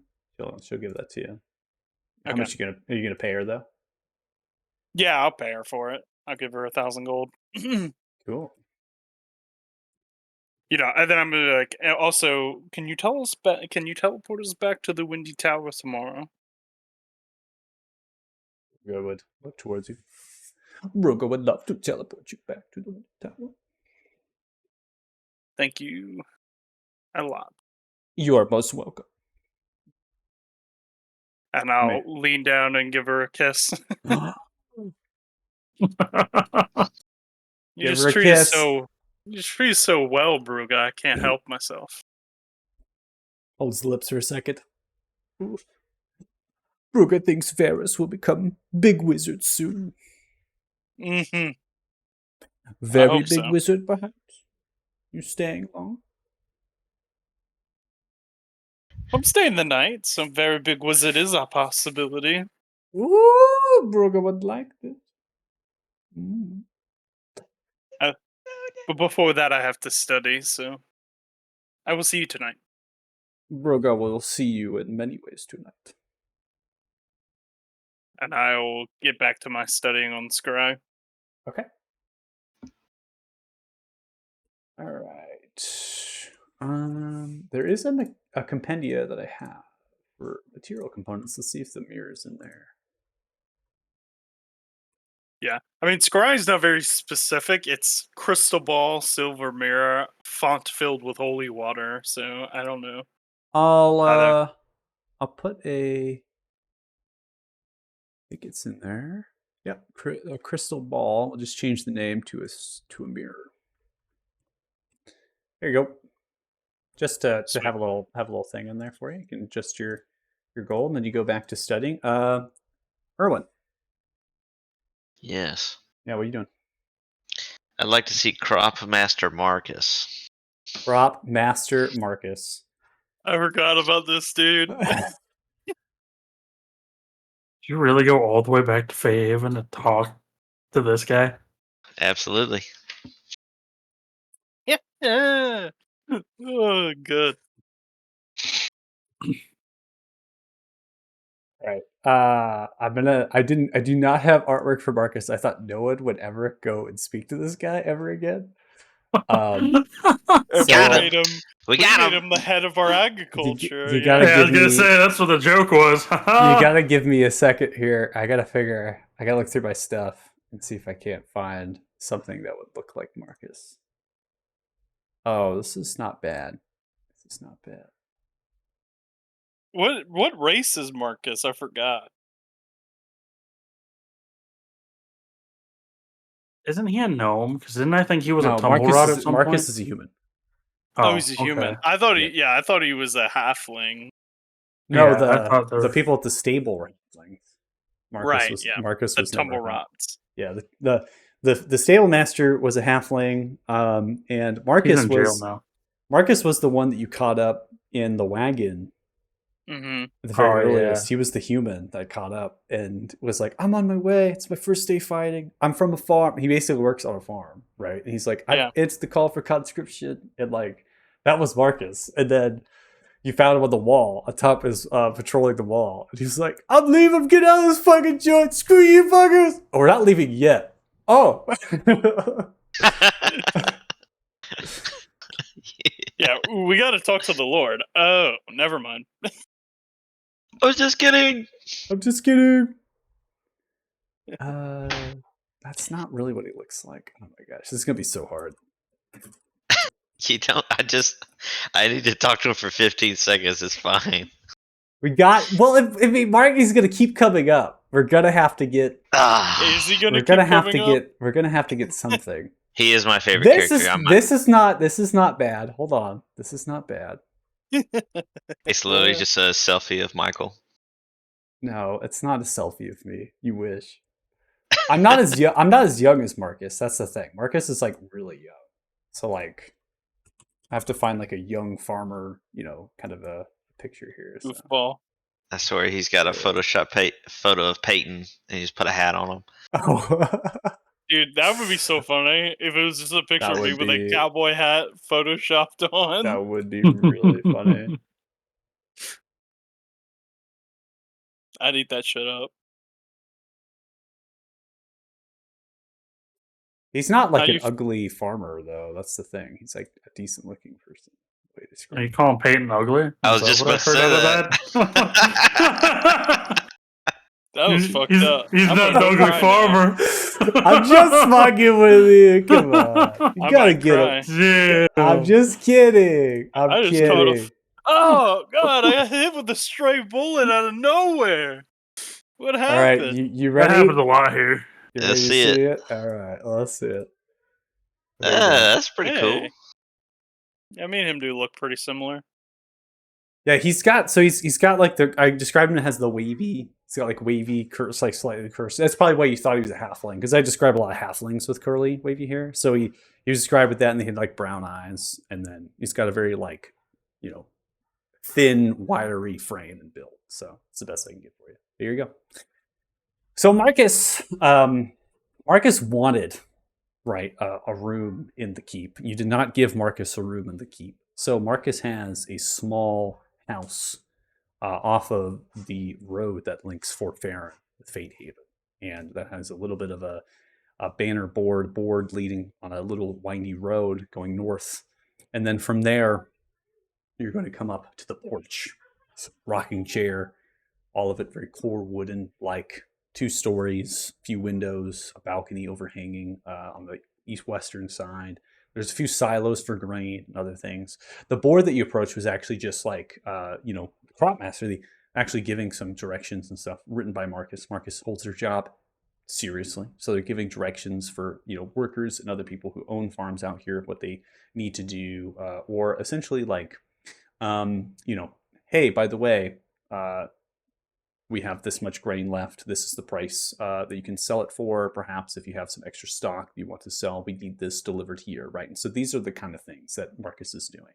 It's not forcing, like people have their own farms, right? They're running their own things, but Marcus is kind of the one that's almost like, hey, by the way, you got that like large bundle of hay? Look, I know a farmer down the road that has livestock and they need some feed right now. So let's go ahead and make a deal, right? That's kind of what Marcus is doing, right? Making sure that the city stays fed. So they do some of their work from inside the house. You give a little knock to the door. You hear a voice come inside. Oh, 1 second, 1 second. And then the door opens and you see Marcus just standing there, holding a small little cup of tea. Large table behind them, a few chairs, and then an open kitchen kind of lingers, the kettle on top of the iron stove. Staircase just the right-hand side of the entry. Closet space to the left here, an inlet. Holds the tea. Dressed for farming work. Looks like they've worked all morning. Very early in the hours of sunrise. Oh! Ha! Ha! Oh, hi! Hi! Wow. A member of the council. Come in. Of Do course. you want some tea? Yes, please. Okay. Oh, come on in. Comes in, begins to pour this clay little mug with a little handle on it. Sets it down in front of a chair. Opens the chair for you to sit down. Oh, can I take your coat, your backpack, or anything? Nah, it's fine. Oh, okay. Well, Won't be What? staying too long. Just came to see a good friend. all right. Sits on the other side. Sits himself down and begins to cut off some pieces of bread, some jam and butter. Sets it between. Wouldn't be a good host if it didn't feed you. Oh, well, that's very kind. And I will partake. I'll drink his tea and eat some of the bread. Marcus, so how goes things? It's going as can be. We have very fertile land up here on the north side of the Farron River, south of the Frosthorn. The snow has encroached pretty a lot this winter, but we're almost out of it. So we're growing as much as we can and using a lot of surplus from the grain stores of a lot of these farmers. Feed that bustling city of yours. But we're making it happen. My That's city. great. It's crop master. Yes, that's right. We've been hearing great things. Thanks. Great many things. So I haven't really been paid. They so- haven't? No. Well, we didn't really negotiate any sort of payment for my services, but I thought I'd be living in the keep and having a space on the council. I heard there was people on the council. I thought I'd be one of them, but no, nothing came my way, and I haven't been getting any coin. But I'm doing my job. I'm crop master, and his title. I take it, and I have a house. There was people that showed up, and they helped me build the house. And as soon as they built it, they left.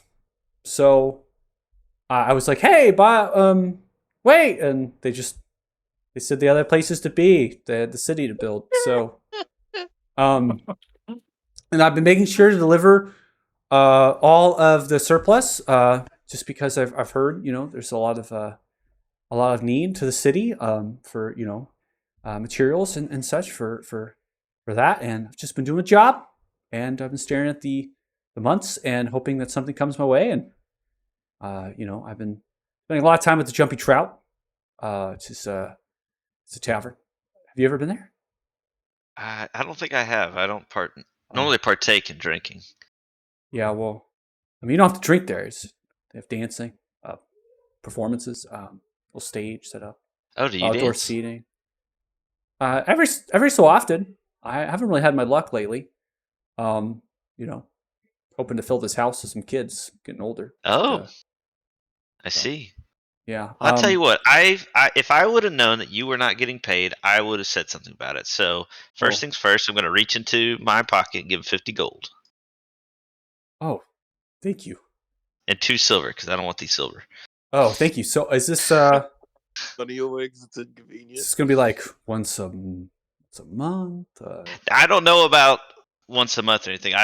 You haven't been paid. I'm giving you some money. Oh, All right. thanks. I appreciate that.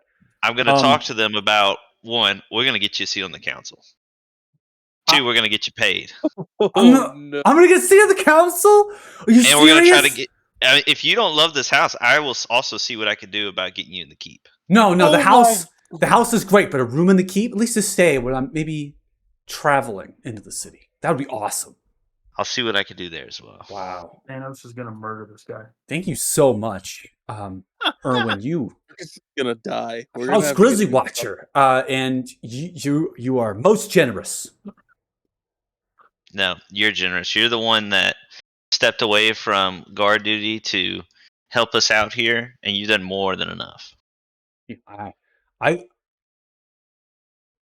don't. I want to kiss you. Can I kiss you? No, Oh, how about a firm handshake? I like that.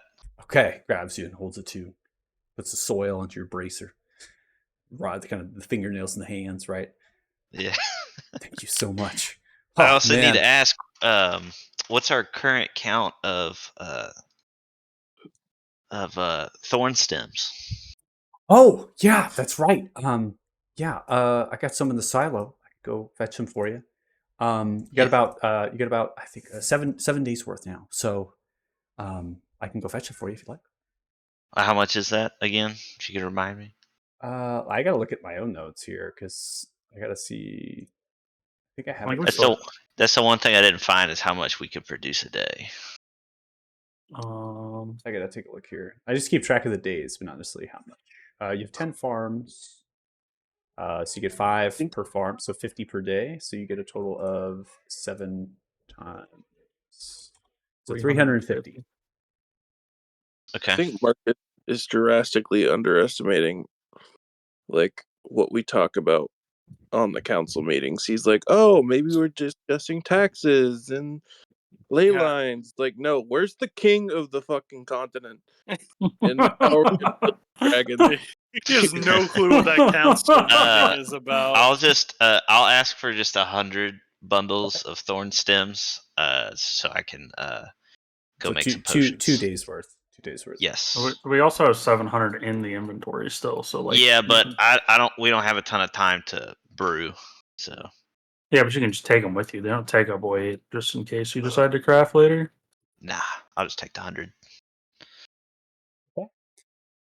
So I'll put. I'll just keep. Actually, let me write this into the description of the actual faded sheet. I think that might be good. So, so we have 10 mines, 10 farms, and then we also have a house of bounties and only 1 hunting lodge. Is that correct?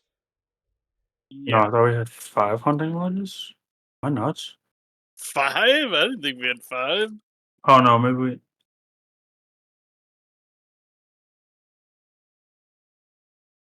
Oh yeah, no, maybe it was 1 hunting lodge. I thought we had 5 House of Bounties though. That's why I thought we had more of House of Bounties than hunting lodges, but I don't remember. I have Well, listed no, as 'cause- 1 house of bounties. It looks like the pelt of fur. We actually have more pelt of fur than we do pile of Beskar, so I think we actually had 10 hunting lodges. Well, there was a tax, so there was less materials depending on what was attacked. That was what I had wrote. Let me look in here. I gotta dig through there. Second. Because I changed worlds, I gotta figure out where it's at. Oh no.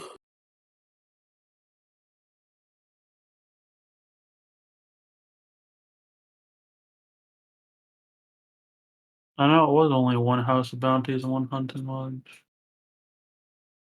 Or no. That was the gold that you gave us back. I'm very excited for Marcus's input on how to cross the veil between 2 dimensions or discover unravel time travel. Yes. In the notes of our building, in our downtime building, it's only 1 House of Bounty and 1 lodge. The only ones that have multiples are the shop, the farm, and the mine. Well, that wouldn't make sense because there's no way we'd have that much pelt and fur. Like, even 90 days worth at 5 times would only be 450, not 4,500. I have it listed as 10 farms, 10 mines, 10 hunting lodges, and 10 house of bounties. Yeah, that tracks. So I just need to adjust the sheet. The gold that we spent on building them is probably wrong then too, back from. No, the gold you should be posted it? accurate. Because you added up the 134,300, but that is only one House of Bounty and one Hunting Lodge. Oh, are you talking about this as far as the refund? Yeah, like I'm looking in. No. Well, like it would cost us more gold, right? It's Well, no, 250. he's looking at the We- refund, the we paid conversions the that you gold did. like right Yeah, when we were that- deciding what we built. Yeah, that's what Yeah. I'm saying. That amount of gold is wrong. Then. Well, yeah, what we got back is wrong, is all he's saying. But I mean, it's Oh. like $4,000, $5,000. I'm not. Yeah. It's not enough to go back and check math for. You don't want to check math for it. It's just But- 6,000 gold. It's we would 6,000. just It's be done 6,000 gold is what it is. So 5850. Yeah. yeah, I'll put 6,000 into the inventory here of the. I think you have 11,000 in here. No, I mean you take that. You take that. It costs No, it would cost us that- that much more no. extra to build those. No, what you're looking at in the Oh, downtime so- is his refund So that he you're- gave us. Yeah, so you're saying we didn't pay. You did pay for 1010 because we took the gold. We added that all up and we already took it out. I'm saying when I refunded as 1 and 1, Oh, which was Yeah. the change in pricing between the two, right? Because got it. I think Yeah. yeah. Hold on, then it's not 6,000. Let me see. Oh boy, so much stuff has happened. Mm-hmm. It's almost like owning and running a town is Complicated. a lot of work.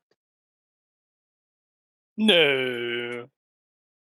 Yeah, but that's why we all have our own Super vested simple. interests in the town that are supposed to be working on our behalf. Except for, I think, Tegan. I don't think Tegan has anyone in the town working on his behalf.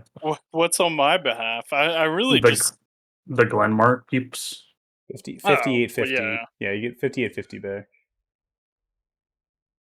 Extra, although that doesn't really require me to keep up with them. Or it hasn't, you know. I was going to say, until the dwarves attack. Well, that's what they're there for. And then you have to become a commander. I bet there's mages that are more powerful than me in that army, though. Yeah, but do they have positions of power? I would imagine. Were they They're the like- ones that brokered the deal between Glenmark and No, no. Fairhaven? I mean, obviously, I was the only one that could do that, but If the world actually ran on leadership being, an Better. eventual outcome from talent and capability, the world would be a very different place. Instead of all this bullshit nepotism. Like, you know, whoa. Let me go back into my fantasy world. Stop.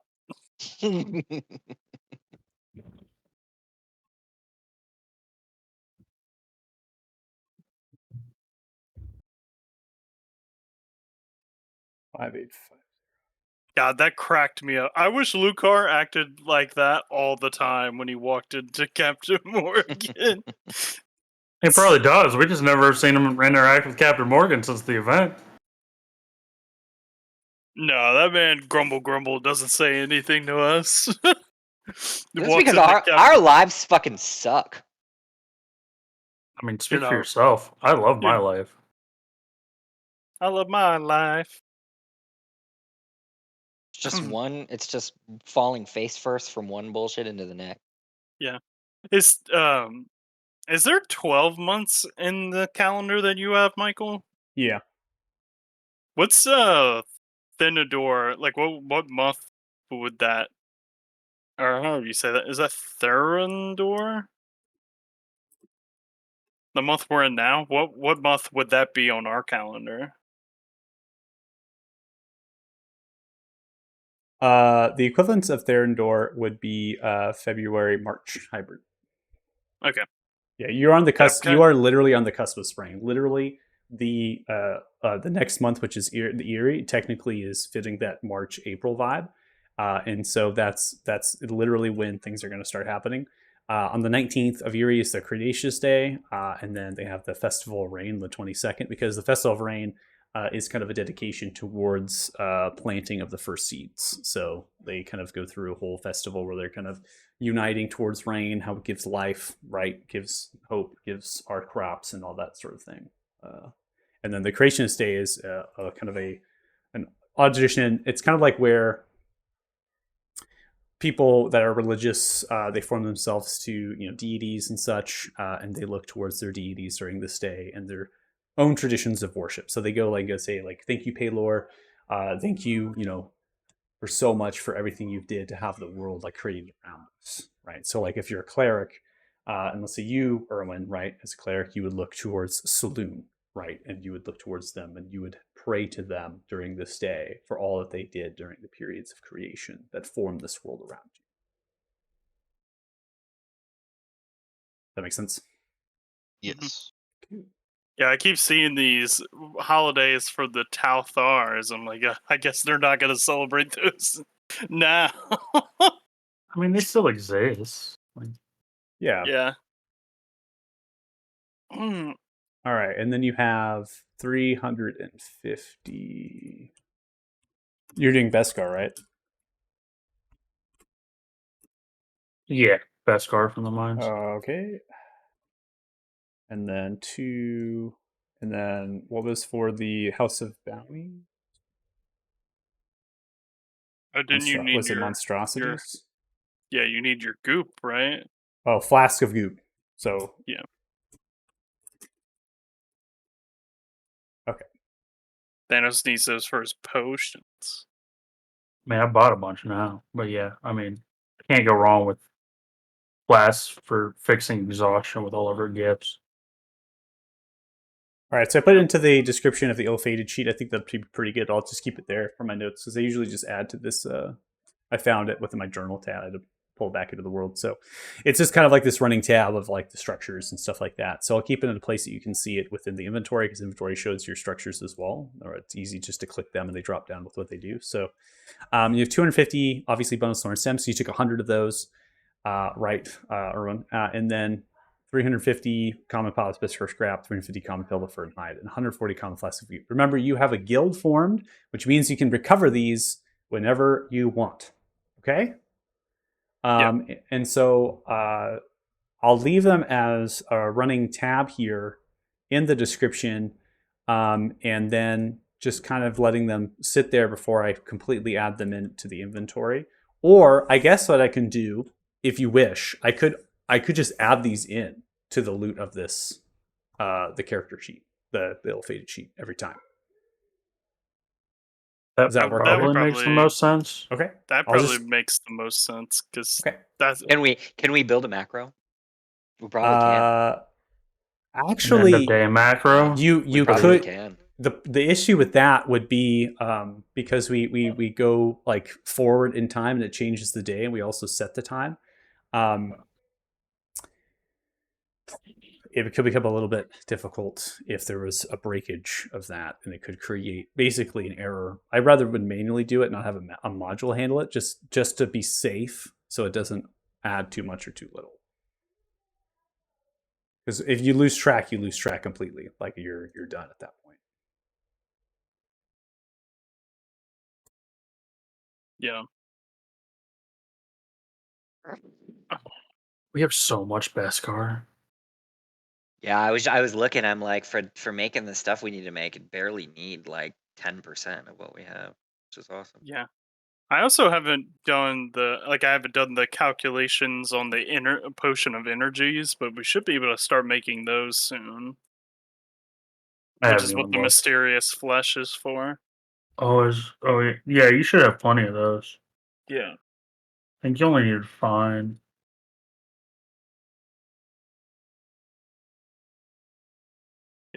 I just want them so whenever I give Maldor haste and cast slow, I won't be burning up so many spell slots, I know it is exquisite, so you have enough for 16 of them right now? Yeah. Okay. When I get some more downtime, I'll start brewing them. All right, so we have the materials placed in. Erwin, is there anything that you wish to follow up with Marcus? No, and after collecting that, I'll just bid him adieu. Okay. Wish him luck. Thank you so much. You have a great day, Erwin. Member of the council. Bye. Thank you for coming. Bye. Waves to you at the porch as you walk down the road.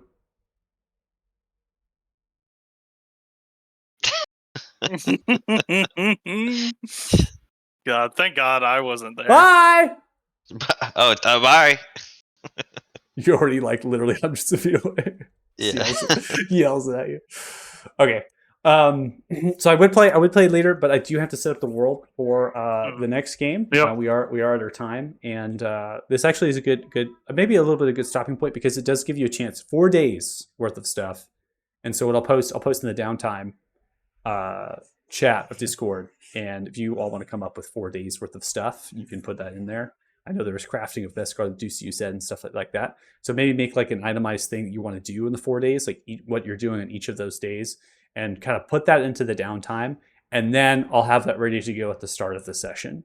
And so we can just go through with the role play aspect of it, and then we're on to the races. Sounds good. Cool. All right, so I'm going to calculate some experience points for all of you.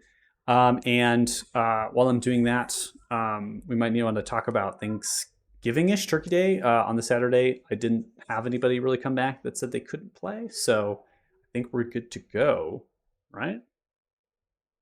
Yeah, I'll be here. I'll be here. Be here ready to fuck shit up. Yeah. We'll be able to go fucking kill orcs, I guess. I don't know what we're doing with that. By fuck Oh shit my up, you mean God. swing your NPC hammer? No, we're doing that during the 4 days of downtime. I'm also not really swinging my NPC hammer. I have other people to swing NPC hammers for me now.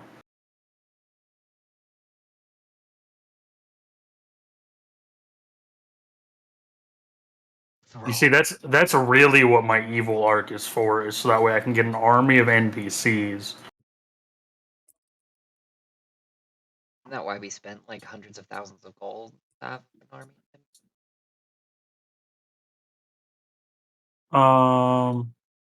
Well, they give us discounts on stuff, but that's why I don't have any of them. I need a tinkerer though, because I need somebody to help me dissect this body.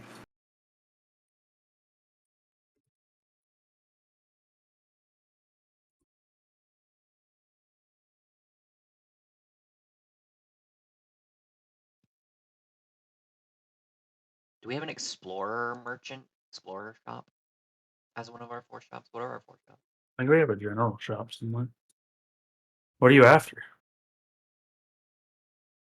Jar of divine hair. We have traders that come to town. You just have to check them. I think the collector has no. Wait, how do you know what traders are in town? They're It's in the journal tab. In the journal tab, and you could also double click Oh, the right, map right. pins as well. You have a collector, hunter, and scholar still. None of those are going to have the divine hair. We haven't gone through enough days for them to transfer out. But they do rotate. And so technically, Lucar, since you're already here in Fate Haven, if you stay here long enough, which is, we're going to get to the next day, you'll probably have a rotation here of the traders.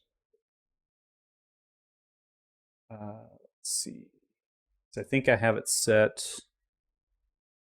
Can I passively do the potion of energies, or do I have to make active checks for that? What's the DC for it? Let me go to the crafting guide and see. Are you doing regular potions of energy or the immense for the 5th level? Ooh. I don't know. That's tough. I guess I could do some of both, right? I mean, potions of energies gives you your haste spell slots back, So that's a rare. which is, For- if I remember right, 18. Yeah. So I can do rares passively. And the very rare is a 25. They're both rares, apparently. The Oh, never mind. I was like, what? Yeah, I think I'm gonna make like 2 potions of immense energies, and then the rest I'll do potions of energy. these. Oh, these 3 traders are not the traders in Fate Haven. Sorry, those are the traders in the Windy Courtyard. Let me see which one I rolled. Let's see here. Are they? I thought the Windy Courtyard had. Maybe I'm nuts.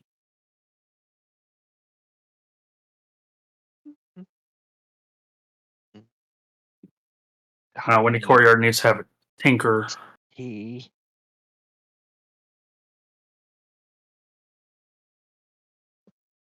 So if I only need a fine slab of monstrous flesh, of a fine slab of mysterious flesh. What is that? How many of those can I make with what we have? It's just 10 common. Oh, it's 10 common. Yeah. God damn. So it's 10 to 10. 10 each way. Yeah. So we'll do. Let's see. And I don't need Beskar armor because my Wow. dragon plate is already +2. If I just made the normal potions Is of it? energies, if I'm doing the math right, I could make 168 of them. I think that's a Yes. little overkill. Well, that's why Erwin ended up making such big healing potions, is because we had so many Yeah. thorns that it was just like, why would I not? Mm-hmm.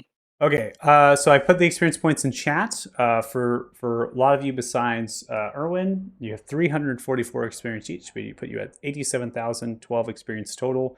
And then for you, Erwin, you got 501. That'll put you at 77,268 experience total. I also looked at my rolls. You do have an explorer trader, and then the hunter and the scholar. The hunter and the scholar are the ones at the Windy Courtyard right now that I put in there. So you have one trader that rotates every day, and then you have the 2 traders from the Windy Courtyard. So you can pull from either of those 3. The journals are on the Chosen Ones landing page, or you can actually go to the journal tab, and you should see them within the ill-fated folder, and you can buy those. Be mindful, I do have to be present when you're buying them or anything like that, but that gives you an idea of like what those cost. You're probably wondering why the difference of experience points. The difference of experience points are there because you have passed the threshold. So as I described, my experience points and the calculations are actually dependent on your level. And so you're actually at a level now where the roleplay experience is going to be diminished in comparison. So you are at a different level than Erwin is at the present moment, if I remember correctly. Yup. So, Erwin, you're going to basically have that, and then eventually you'll be at the same experience points for the rest of them when you level up. Cool. Okay. That's how you kind of catch up a little bit. But Yeah, we just need to send Erwin out on his own to get 10k experience. no, right? All right, bring us back to the landing page here. Turn off the. Yeah, just I know where there's some undead that you can kill. T-Rexes. Undead? I was gonna go for those T-Rexes. Get some vengeance for you. The T-Rex. I also know where the T-Rexes are. Weren't they velociraptors? No, they Yeah, were they actually were, they were Allosauruses. Allosaurus, yeah, Allosaurus. If you're watching the stream, thanks so much. We really appreciate it. Hopefully you check us out next week because we are playing on Thanksgiving Turkey Day weekend. So Saturdays, 11 a.m. PDT. Hopefully we can stream. Internet is good. So it's good today. I was able to stream. And thanks so much for joining us. And we'll see you. Bye. Bye. Hey, bye.